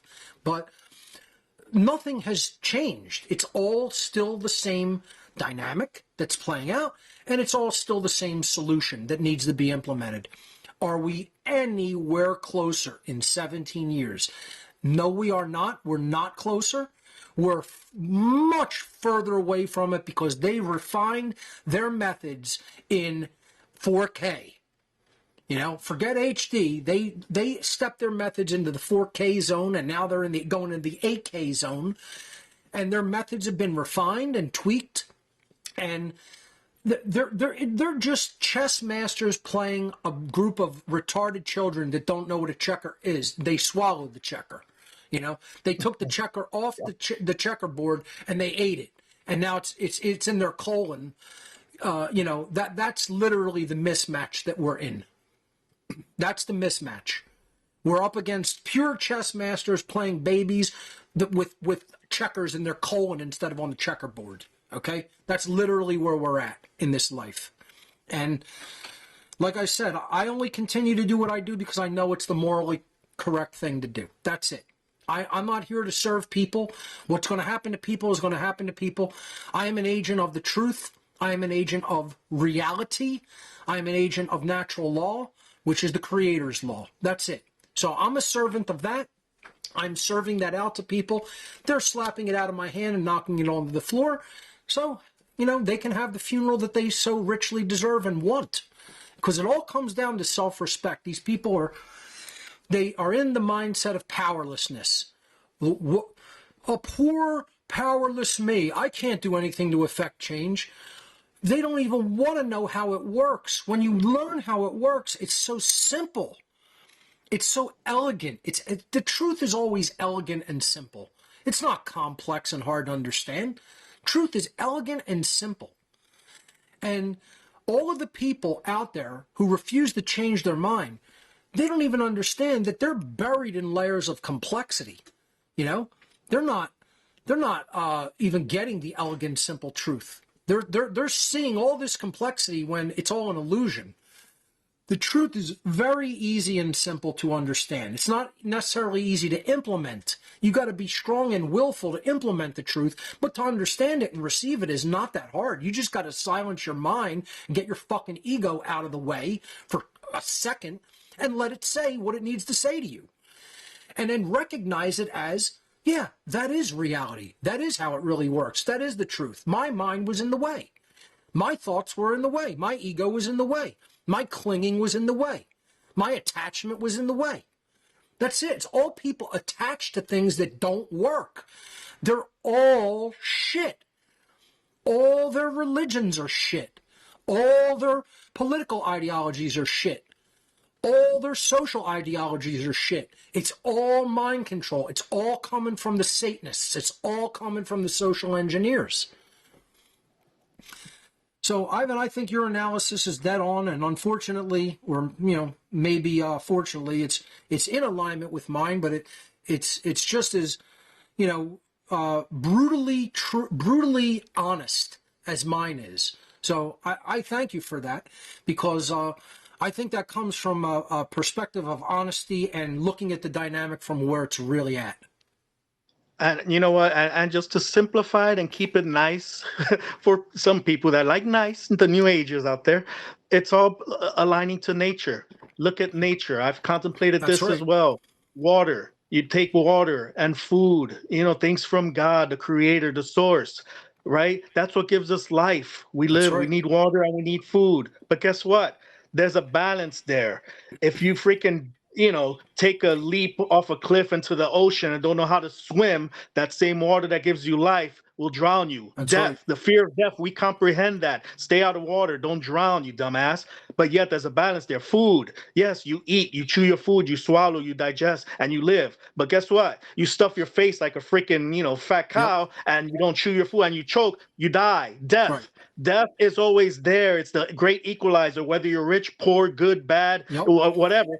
Death equalizes. And we need to get that in our heads, that death is not something to fear. It's Because a that's teacher. how and that's how they keep us enslaved. Death is a liberator. Death can give life. Because right now, death is only what? It's fueling these people to become more and more, bigger trillionaires with all their injections because, hey, they died suddenly. Oh, we don't know what's causing that. Dumbasses. You know damn well what's causing that. Of And course. people just go past their days like, oh, that's weird. Come on, So, yeah, it is very frustrating, but the teachers are there, always have been, and always will be there. It's just, when are you going to stop, listen, and, hey, be honest with yourself. Be honest with yourself and say, I was wrong. I was misled. What I feared and thought was evil. Like, hey, you know what? Sometimes you need to embrace that darkness and be like, oh, That's this right. is what it's like in the darkness. Now I can tell the difference between real darkness and real light, real And knowledge, light. real ignorance, That's and right. move forward and move out of this. Very, very, very astute assessment, my friend, as always. All right, Mark. Thanks a lot. You take care. You got it, brother. Keep speaking the truth. Great job that you do on One Great Work Network. Thank you for calling in, man. Always great to hear your perspectives.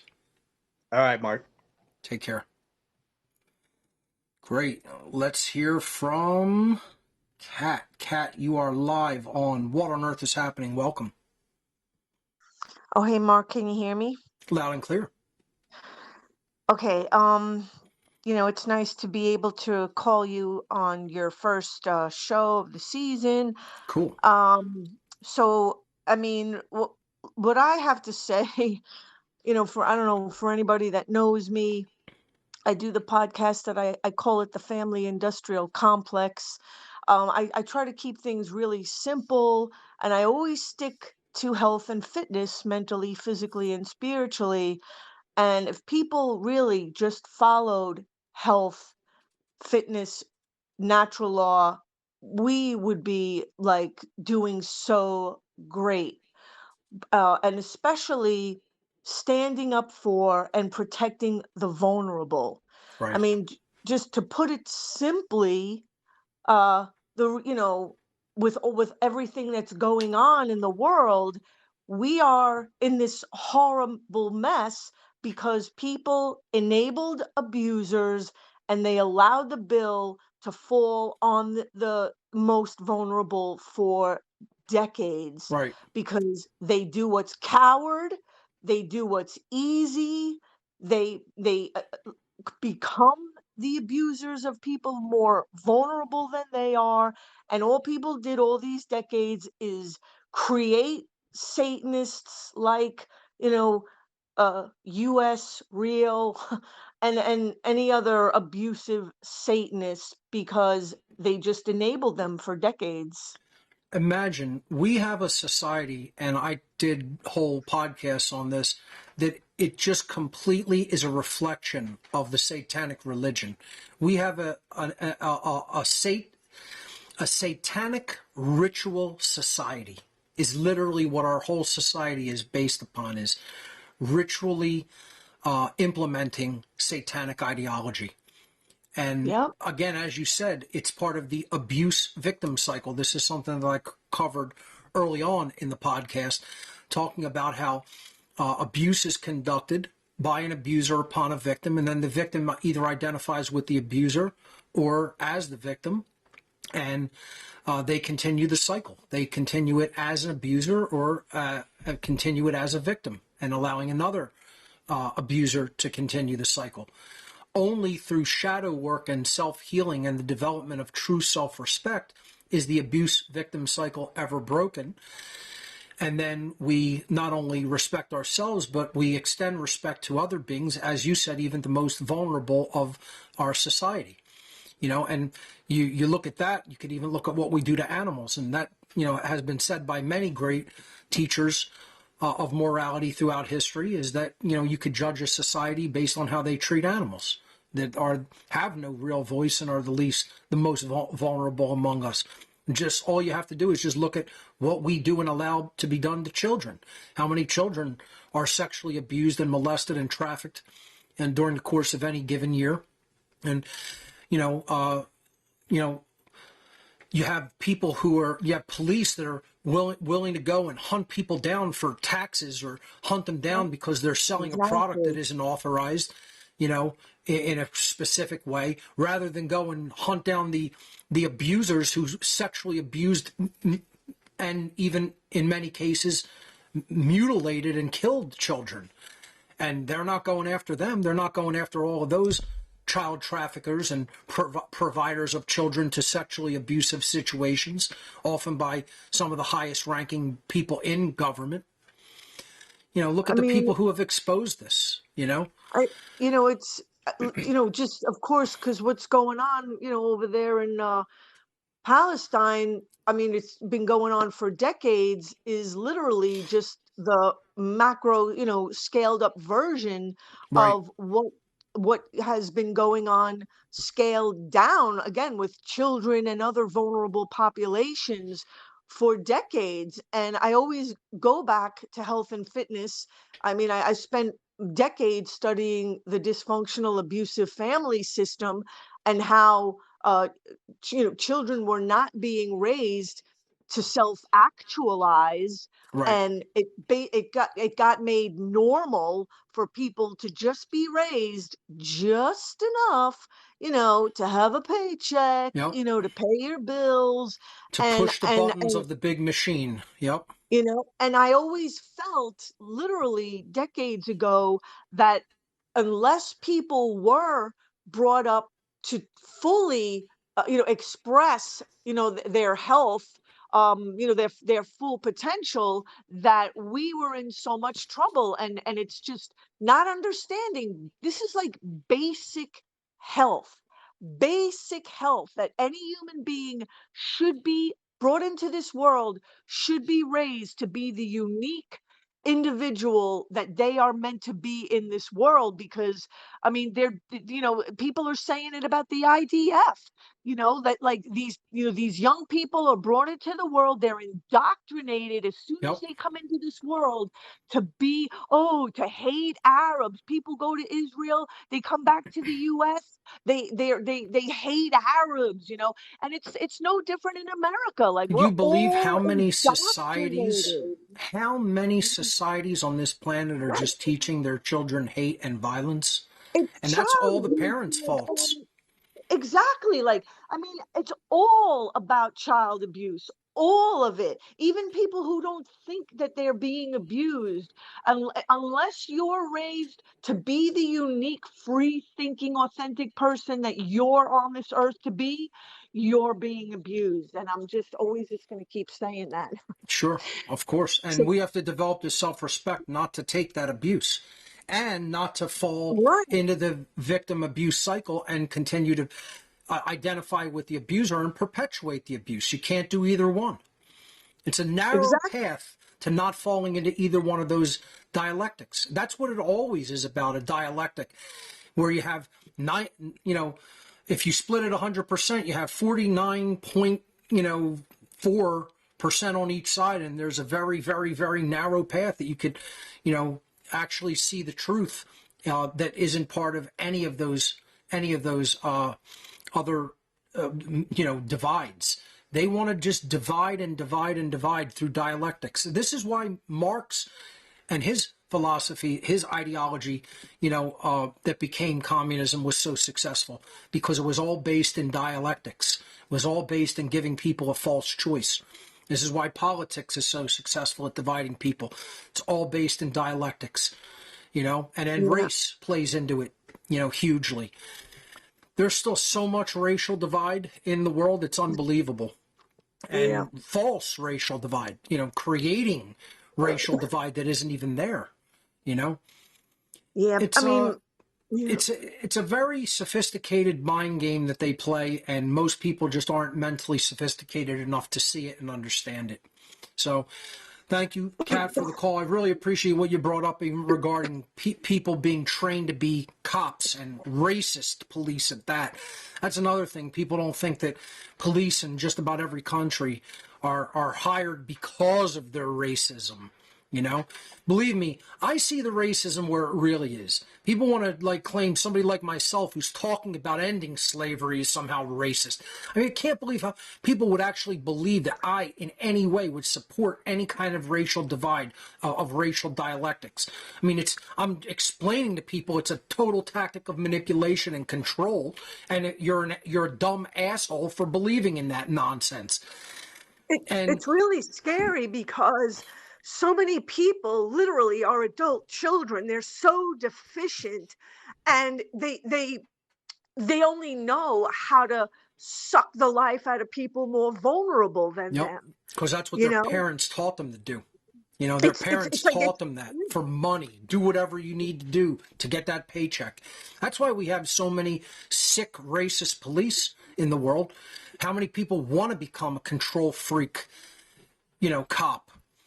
It's unbelievable. Their parents never taught them, you guys are not the good guys.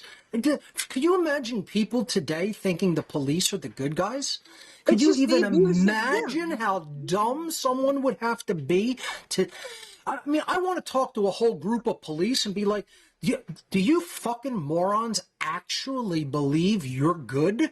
You think what you do is goodness? You believe you're the good guys, you dumb fucking shit apes, is what I they mean, are. They're just a dumb race of shit monkeys. yes, like no one is raising anybody. Like no one in so-called authority or power are lifting anybody up. It's the exact opposite. It's robbing. It's completely fracking health. It's we're in a lot of trouble. Yeah. We really It's are. the exact opposite of anything resembling health. And that's where they want people. They want people sick, unhealthy, fucked up, not thinking anything that is actually true, believing all kinds of lies and all kinds of disinformation, and never actually admitting to themselves the problem lies in the way you think. The problem lies in the way people think. Their thoughts are fucked up. You're wrong. The people are wrong in what they think. Kat, thank you so much. Excellent Thank you. analysis coming from the health and fitness perspective and the parenting perspective. So thank you. Thank you, Mark. You Bye. got it. I mean, going back to the dynamic of look at what how parents raise their children to think and how totally dysfunctional and abusive it is, teaching them that to actually do harm is good, teaching them that authority, which is the most harmful and destructive and death-driven ideology that has ever raised its ugly head on the face of the earth, is somehow aligned with good, and how these dumb Neanderthals can actually believe that and believe that they're good humans. You are I don't even want to insult, like I said, I should never say that because it's an insult to Neanderthals, and the extinct species that they are, when they were probably going to end up being far better than human beings and smarter than human beings.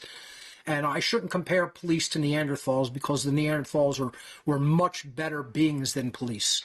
So it's just unfathomable to me that these morons can actually identify themselves with goodness and being good guys.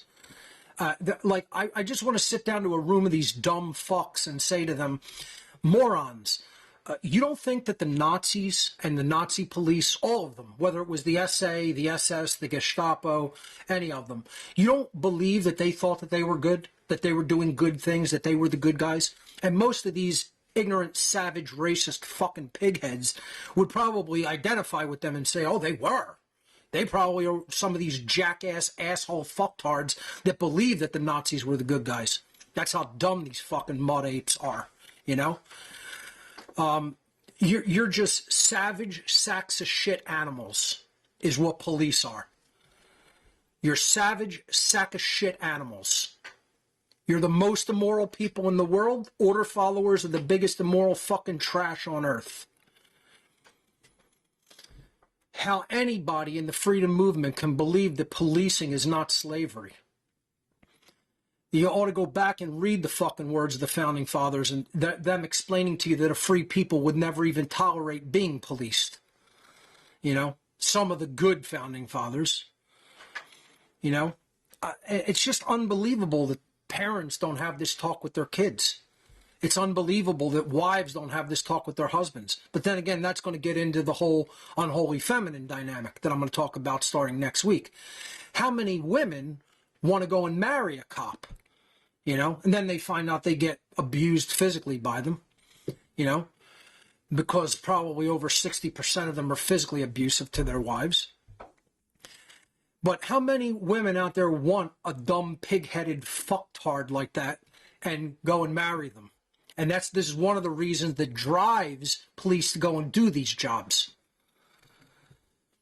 I mean, we live in a retarded, backwards civilization where people actually believe that these cops are good and are identified in any way with anything that could possibly represent goodness. I mean, you people ought to be ashamed of your fucking selves. Your religion fucked you up. Your parents fucked you up. All your bullshit beliefs fucked you up. You're fucked up, and what you think is fucked up and what you condone is fucked up. And you're creating fucked up things because of it, because of how you think and what you condone. And you should be ashamed of your fucking selves. And that goes for many of the people right in the freedom movement. People who still have not truly understood what anarchy is, which is the absence of rulership, which is immoral and based in violence, and is no different than royalty and kingship. It's saying that some people get to command other people because essentially they own them, and they don't have any true ownership of self. And some other being has a higher right to their life and their behavior and their free will than they do. What does that make somebody who condones that belief? It makes them an ignorant sack of fucking garbage. An immoral piece of dog shit is what it makes them. And I'm saying it nice and calm. I'm not even going to get that angry and nasty about it. I'm just telling you the way that it really is. Imagine how many pig-headed mothers and pig-headed deadbeat dads are teaching their children that authority is morally legitimate.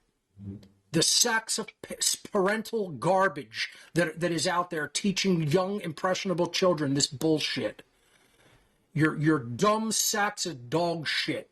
You're cut from the same immoral cloth that all the Nazi trash were cut from and all the communist trash were cut from. All the biggest villain degenerates of the entire human species that instituted all the totalitarian regimes of the past and are implementing them today. You're cut from the same fucking immoral cloth as them, jerk off. So on that note, let's hear from another caller. Let's try to go back to Nathan. Nathan, go right ahead. Hopefully Nathan got his audio difficulty cleared up. Nathan, go ahead and unmute yourself. Give it another shot. If not, I'll move on. All right. Sorry you're still having difficulty.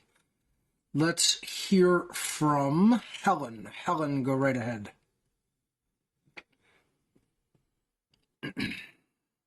Helen, you have to unmute yourself. Hello, hi. There you go. Hi, Mark. How are you? Hi, I'm good. How's your back? I'm struggling with it a little bit. I've winced a few times. It's a little uncomfortable, but it'll be gone in a couple days. Oh, it's certainly better than it was a couple days ago. So I know it's healing. Just have to give it a couple days. Yeah. I'm good to hear. So I'm just going to go back to what you're talking about, the communism. Yes. And so do you believe that the green agenda, Agenda 21, Agenda 2030, is a stealth-like communism, taking the land off everybody? You'll own nothing and you'll be happy. That's right. That's what they're trying to implement. They are stealth, covert communists, but they're really Satanists. See, Satanism uses the totalitarian ideologies that are actually dialectics. Again, I explained this in Two Masks, Same Face. One of the early stages of the presentation is I explain political polarization dialectics. They're trying to get people to choose either the left or the right, and if they choose the left, they move them into socialism in the form of communism, and if they choose the right, they move them in the form of national and fascistic socialism. So that's all the Nazis were. Nazis were just another variant of socialism. As a matter of fact, I explain in the presentation that, yes, it was all about driving all of the resources and, all of the goods and services into the hands of the state. That's socialism. The Nazis were socialists. The actual name Nazi comes from the truncation of the name for their political party, which was Nationalsozialistische Deutsche Arbeiterpartei, which means the National Socialist German Workers' Party. I hope I didn't butcher the German too badly, but that's what it meant, National Socialist. So it's not international socialism, which is what communism is. Again, the organization created by Marx was the first international. Him and Engels, and Engels really more even instrumental in the creation of the internationalist groups. That was, First and Second International, and it still is Communist International today. The idea is it's international socialism. You're bringing Marxism and socialism in through internationalist pathways, trying to make it policy of nations everywhere through a coordinated body of authority, like a world government. They absolutely wanted central banking, centralization of governmental power, centralization of education. That's their goal. That's how they did it in socialist regimes or communist regimes. Communism is just the international brand of socialism. National socialism, on the other hand, works in one country. This is really what, if you want to be very technical, this is what Stalinism was. Stalinism was communism within one country, if you really study the Stalinistic mindset. And also Mao brought that into China, working with, Marxist ideas, but implementing Chinese ideology and culture into Marxism. So like a religion, some of your talks that you've talked about, you said like governments is like a religion, and the green agenda is like a religion. That's right. It's all religion, because if it takes you away from the truth and it takes you away from first principles, then by definition it is a false religion. And both Nazism, which is national socialism, operating within a country and then spreading out to others through military conquest, or communism, which is international socialism, working through supranational governmental organizations, such as the EU, the WHO, the World Bank, etc. It's all the same thing. It's all the usurpation of the Creator's laws, wanting to be God on earth, wanting to put people into enslavement and complete tyranny and dependency, and keep people like livestock. That's all it really. That's all these ideologies do. Whether you're coming from the left or the right, if you believe in authoritarianism, you're leading people into bondage and slavery. But normal people that you talk to, although they might agree on some of the things, they quite often cannot see the green agenda, because everybody has this thing to save the planet. Right. Which obviously we shouldn't destroy things, but it's very emotive. It's like, we mustn't do this, we mustn't do that. And we have our very famous Attenborough, who goes around telling us all that there's too many people on the planet. We should be looking after this. We should be looking after the other. And everybody watches that. And he's a hero. It's Richard Attenborough, or David Attenborough. Sorry, David. When they're flying around on private jets every day. Exactly. But people and they're just not don't looking at the thing that really drives all climate. There's only one ultimate thing that drives climate in this solar system, and that is the sun. The sun is 99.9% of the mass of the entire solar system. What do you think is driving the climate of the solar system? And people will say carbon and cars and things like that. It's the sun. It's always been the sun. Now that's doing damage. That's doing damage to the currents of the earth. That's bringing very unnatural climate to different regions, without a doubt. I can't believe how many people believe that chemtrailing is still condensation trails. It's unbelievable. I know. I'm like, I look out the window and go, look at that. And they're like, what? They have patents they're just online. They have patents online that talk about and they go they go around corners. Stratospheric aerosol injection, and they want to say that's not the same thing. No, it's particulate spraying in the atmosphere, in the stratosphere and biosphere. And it's doing enormous damage because it alkalizes soil. It's putting dangerous chemicals into the air we breathe. It's creating low density nutrition food. I mean, there's all kinds of devastation that is causing to our ecosystem. Absolutely. Not to mention it's artificially screwing with climate. Yep. But David Attenborough doesn't talk about that, so it mustn't be real. Yeah, right. Yeah, I like Dane Whittington's analysis of, the geoengineering stuff. Very good stuff. Okay. Helen, thank you so much. Great points you brought up. Great I to appreciate talk to it. You too. Thank you. Have Take a good care. one. Bye. You as well. Excellent. Let's hear from Anthony. Anthony, go right ahead. Mark, glad to hear you back on there. Hey, I'm doing great. Hey, I just got done with your how to become the true media. This Yes, past. I would love to hear your comments and thoughts regarding it, if you wouldn't mind.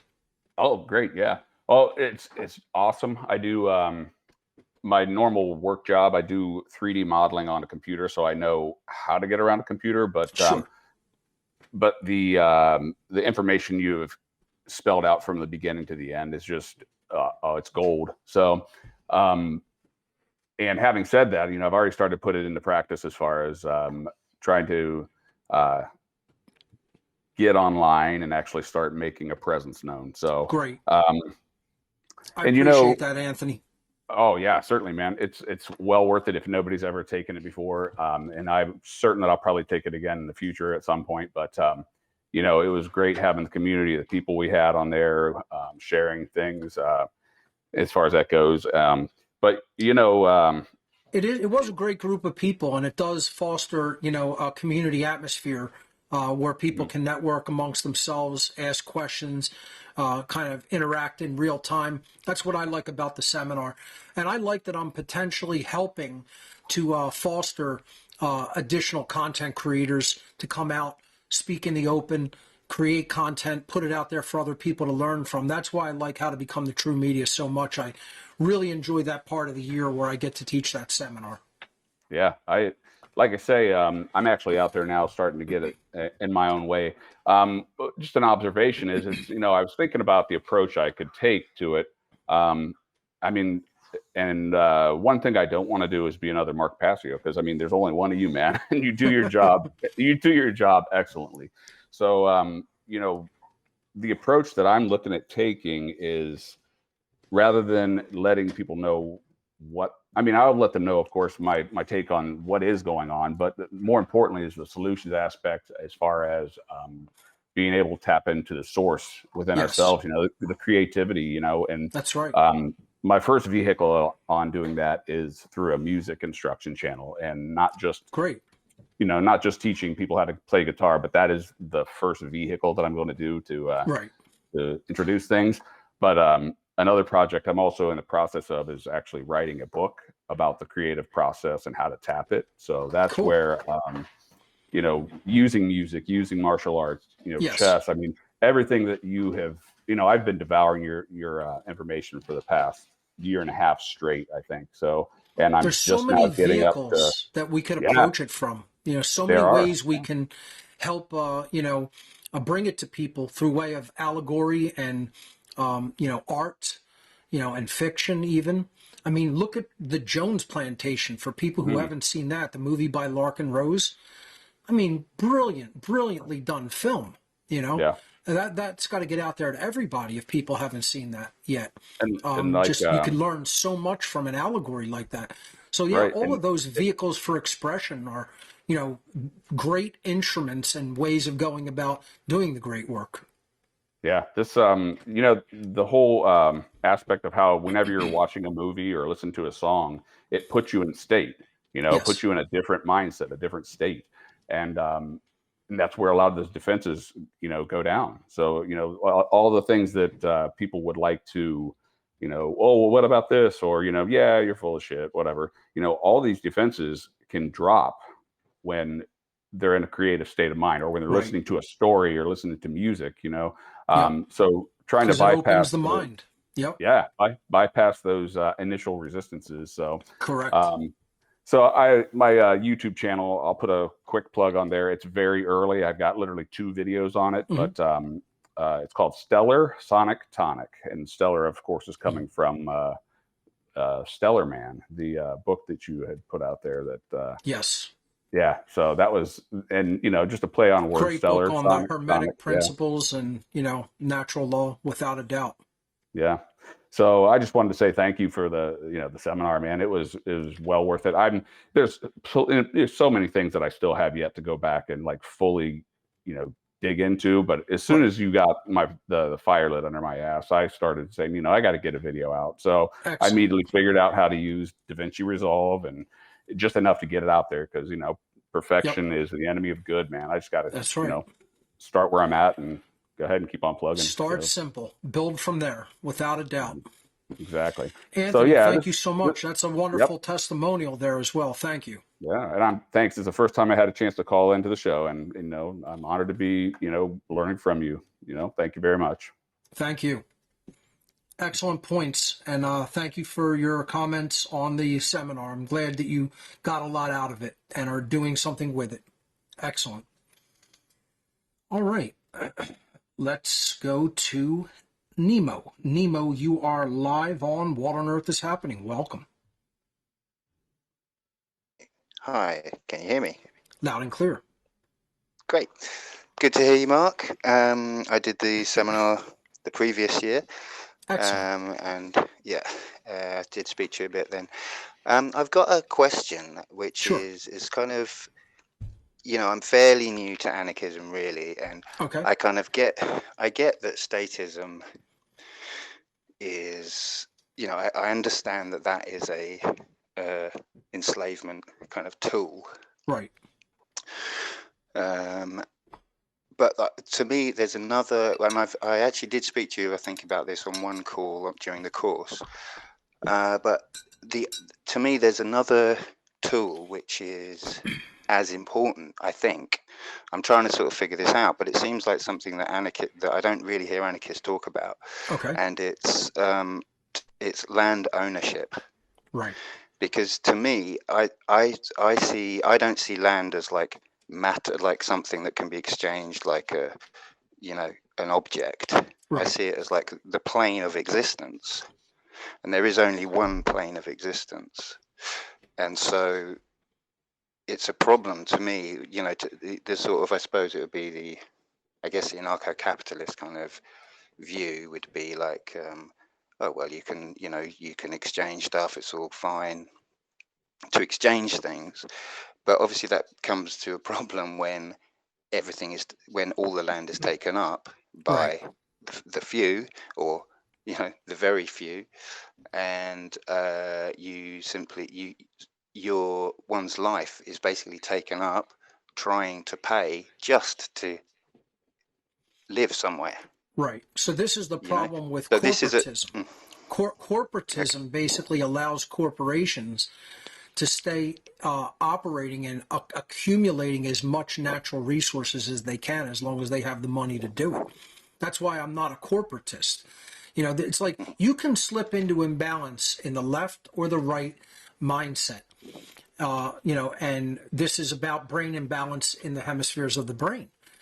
When you're too right-brained, you believe nobody can own anything, and then you slip into the leftist mentality called communism, that there is no such thing as ownership or private property. If you're too left-brained, you get too selfish and egotistical, and then you think, well, corporations can just keep devouring and owning whatever they want as long as they have the money to do it. And that's too much of a right-wing political approach that gets into crony capitalism and corporatism and eventually fascism. So, the answer is not slipping into either one of those dialectic divides again. The answer always lies outside of the dialectic. So, yes. Okay, continue. but if we, I mean, I'm not against private property, but to me, land is a sort of different category completely, because this is where we live. We can only live in this, on the plane of existence. Do you see what I mean? It's like it's not in the category of property. Like, I understand, you can have a house in a place. I believe that some land, for the purposes of being responsible with the environment, should not be just totally owned and worked and polluted, etc. But I also believe that we can privately own land. In other words, like, my backyard is mine to do what I want with it. If I want to go and grow food for myself and friends or family, I don't think anybody has a right to just come on my land and take the food that I have planted.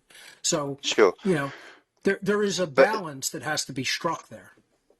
I can't claim that I own all the land either, because then nobody else can do what they would need to do for their requirements upon land. So again, it's like there is such a thing as legitimate ownership of property and land, and there is such a thing as illegitimate claims.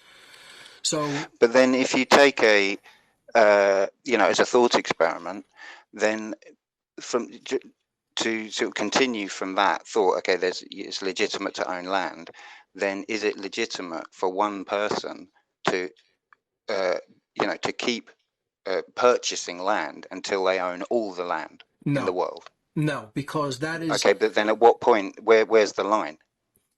The line is what you're actually going to use and maintain, because true ownership has to do with your ability to rightfully possess, use, and maintain something.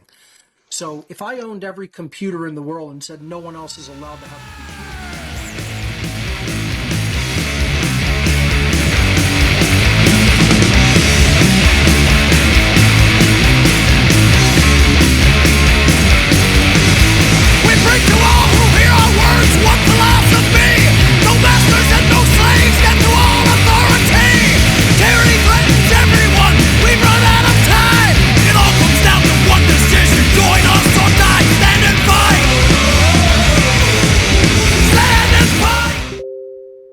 So am I still here? Or? Yeah, you're still on, and I think we're still streaming. So we'll manually end the show at 6:20 because we started 20 minutes late. So continue, Nemo.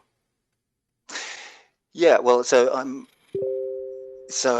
okay, so to rightfully own and maintain, but then the point, I guess you have this problem, don't you, of like who decides the limit of that? Like common sense would have to decide the limit, because one person.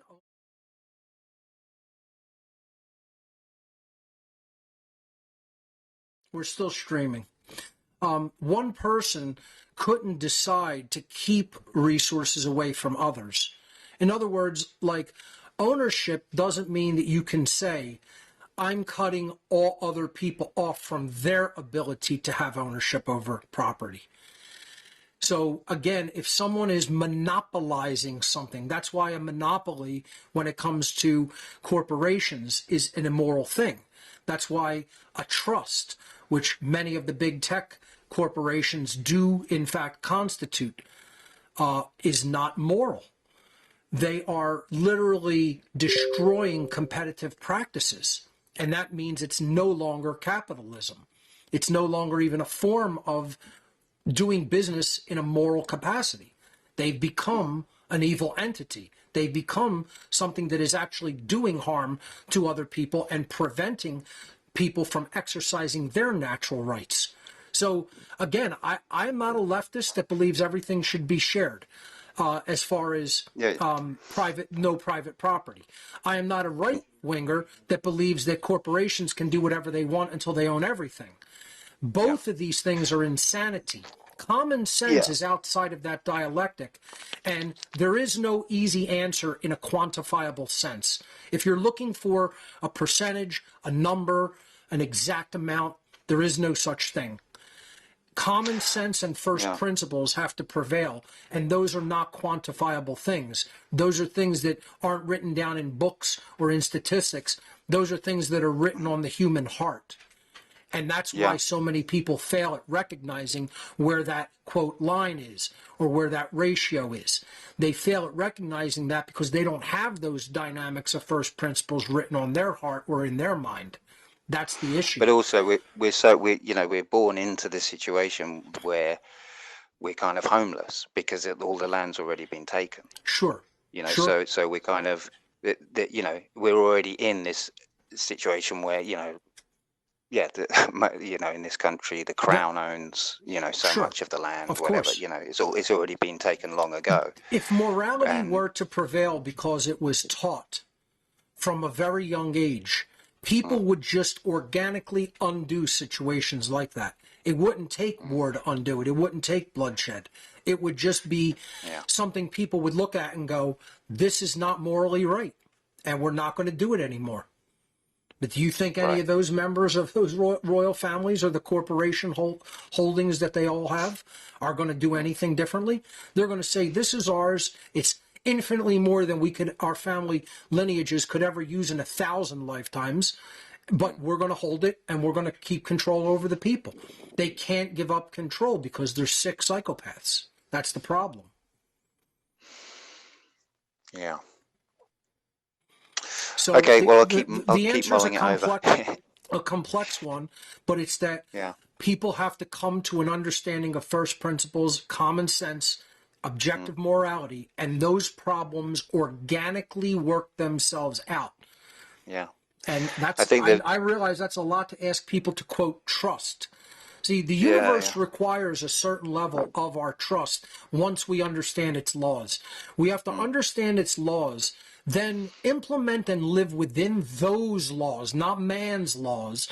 And we would see the actual dynamic of the condition around us would change organically and Yeah. almost instantaneously. Yeah. And Yeah. we would I have to see that. trust the process of nature to work out the specifics of those dynamics. Most people don't have that level of spirituality and consciousness that they can trust it. So they think, oh, this is all just a religion and a faith-based thing. No, it is not. It is based in science when you look at how the largest dynamic works when it comes to natural law, the law of freedom. As a people are more moral, they become more free. As a people are more immoral, they become less free. We got to the situation because we weren't moral. How do we get out of the situation? We implement true morality in our lives, and we teach true morality so that everybody can implement it in their lives. And that problem organically goes away down to the specifics, where you don't have to answer the specifics of how's this little tiny problem going to get worked out.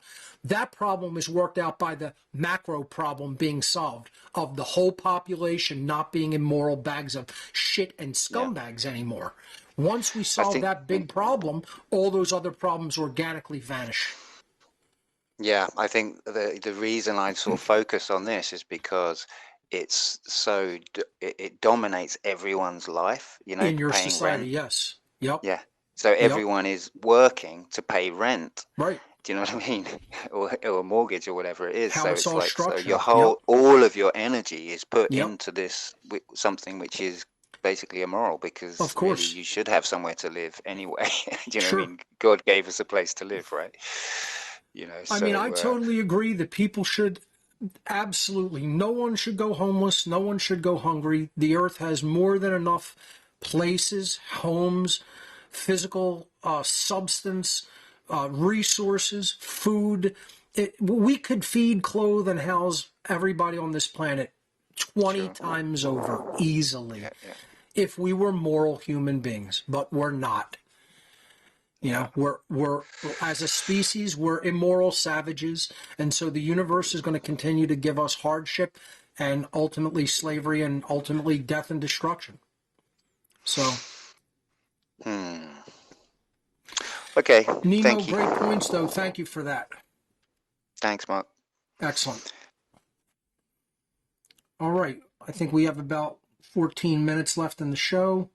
Let's hear from Dennis. Dennis, go right ahead. You're live on What on Earth is Happening. Welcome.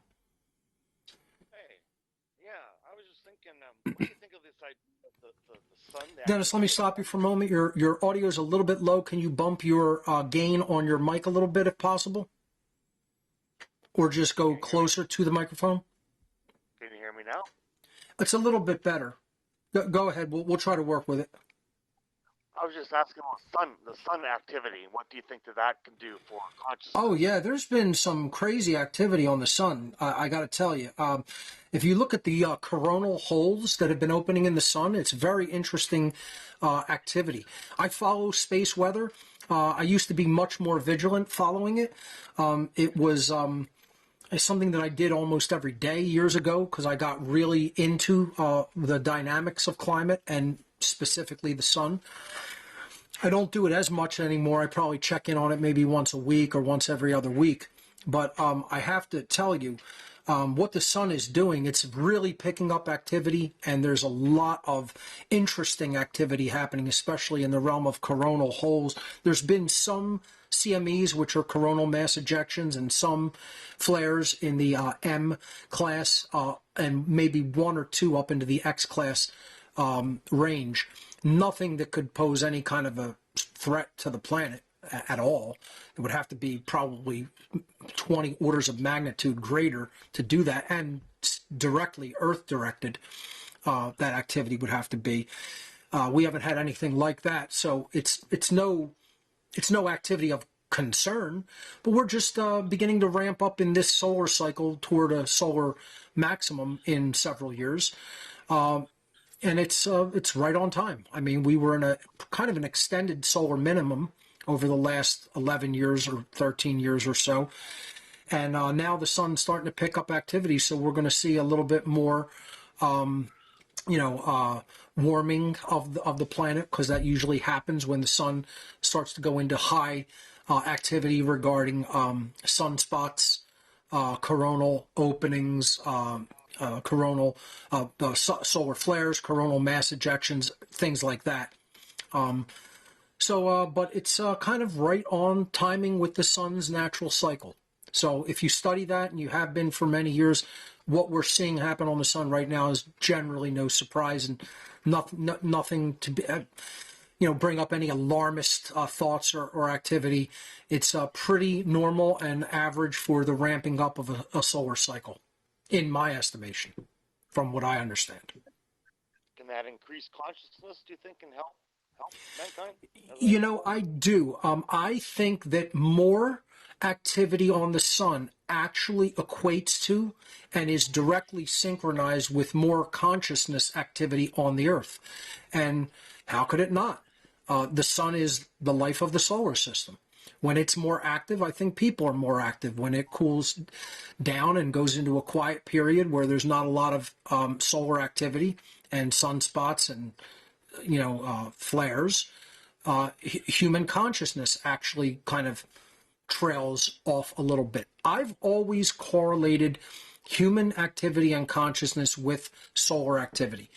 And I just think that is a direct correlation and signal that the sun is sort of a being. It's a massive spiritual being. And really every truly ancient, culture that had a mystical tradition and was part of the mystery tradition teachings said as much, and told us that the sun was like a super being, a macrobial being that is really providing and nurturing life in this whole solar system. And I tend to align with that worldview. And I think that's why, if it really gets too stagnant, the sun comes in and does the true great reset at some point. When there's stagnation of evolution, the sun will fire a kill shot toward us and say, well, you had your time, now your time is up. And it'll say, here's the real great reset. That's not going to be Schwab's great reset. It's going to be the true great reset. I think that ultimately will, at some point in the distant future, come from the sun. I've said it on the podcast many times that if things get really that bad, the universe doesn't tolerate eternal slavery, it eventually sends a rock or it sends a big flare, and it does the true reset on the planet.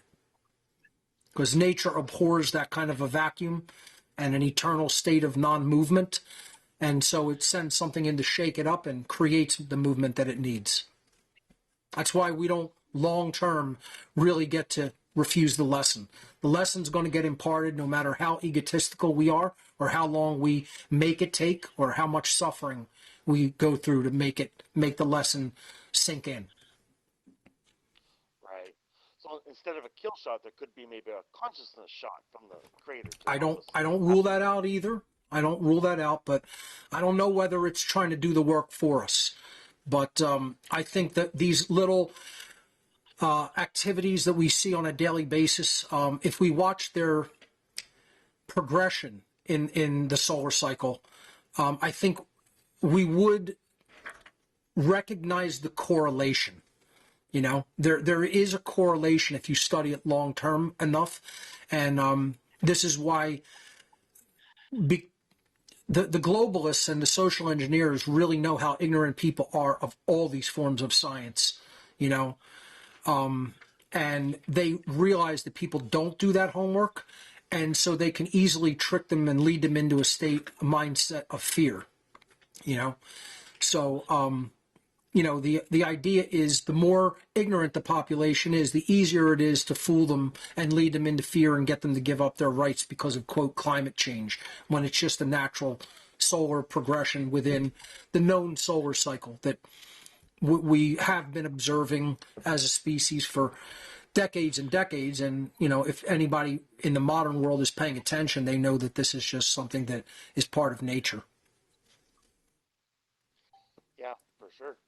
I just think since COVID, like in my town, there are so many more people I associate with that are awake. I just thought Mhm. maybe there was a bit of a consciousness shift because of sun activity might be increasing, and there might be some hope there. But like I agree with you, without some We'll massive see. I mean, shakeup. again, I'm not gonna hinge all my bets on that dynamic, but I'm not gonna say that I rule it out. I'm not gonna say I'm dismissive of that. It very well could go in that direction because of the type of energy that is being emitted from the sun at this period.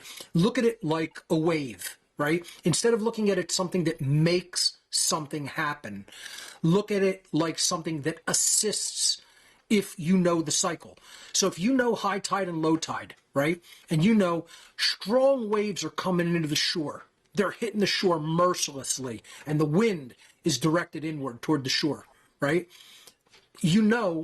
That's not a good time to go take a rowboat and try to row it out past the breakers. You're going to get clobbered. Now, it's true that you may still be able to do it, but you're going to expend way more energy and time than you would if you waited until it's low tide and the sea is relatively calm and there's only a couple of small breaking waves and you could easily row out past it. Now, if you observe that cycle over and over and over, you'll know when is a good time to take your boat and row it out past the breakers and when is not. It's the same thing when it comes to the sun and consciousness. So I would say this is the time to press hard, because if the waves are assisting us and there's even maybe like a riptide flowing out to the ocean, you get in your rowboat and you get right out there, no problem, right? So maybe because of the types of energy that are energies that are being emitted from the sun right now, this is an opportunity. This is a time to go with that flow of energetic, dynamic and consciousness, and really, put the pedal to the metal. So I would agree with that perspective. I hope so, because I agree. There needs to be some sort of shakeup, because if things keep just staying flat, it doesn't look good. Right. Dennis, thank you for that. And a good resource, if you want to check it out, would be spaceweather.com. They have a lot of interesting data on that page regarding solar cycles and coronal solar flares, coronal mass ejections, and other space weather-related phenomenon. So, Space Weather News. that's a Space Weather News. My producer is saying is another good one. Excellent. All right, Dennis, thank you for that. What do we have? About 4 or 5 minutes left, not even? Yeah. Okay, let's hear from Felix. Felix, go right ahead. Hello, Mark. Hey. Do you hear me? Loud and clear. Fine, super, super, super. I'm so glad to speak to you. I'm a musician, and we start music projects to wake up to people and start awareness for all of this. Excellent. I'm so happy that we can speak right now here. I got 2 questions, and my first is Freemasons. You say that there are good and evil. How can we understand this? Is there a white lodge that supports? Not a physical one. So people ask me this all the time. Okay, Where okay. is the, quote, white lodge? Yes. Well, congratulations. You've found it. It's the people who understand what's really going on, who Yes. understand natural law, who understand morality, Yeah. and we're scattered to the 4 winds of the earth. There is no physical location. There is no organization. Within Freemasonry, it is true. There are good people, there are bad people. There are good forms of the teachings of Masonry, there are bad forms of it. We need discernment to discern that, and I don't think people need specifically, per se, to enter the lodge system to find out that information. It's all out there in the world, and if you study in detail enough, you can really learn the true esoteric teachings of the Freemasonic tradition without entering the lodge Yeah. system ever. And should we take help from them if it's possible? Again, that requires discernment regarding their intentions and what they really are attempting to do. I have no Yeah, problem with people that's the question. participating with, aligning themselves with Freemasons, as long as they have, vetted them as moral people and that know that they're trying to truly help and elevate consciousness.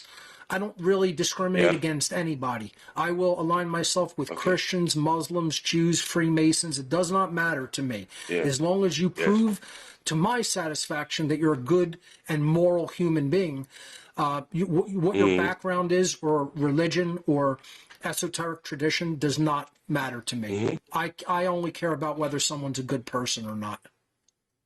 Yeah. Okay, cool. That's a good answer.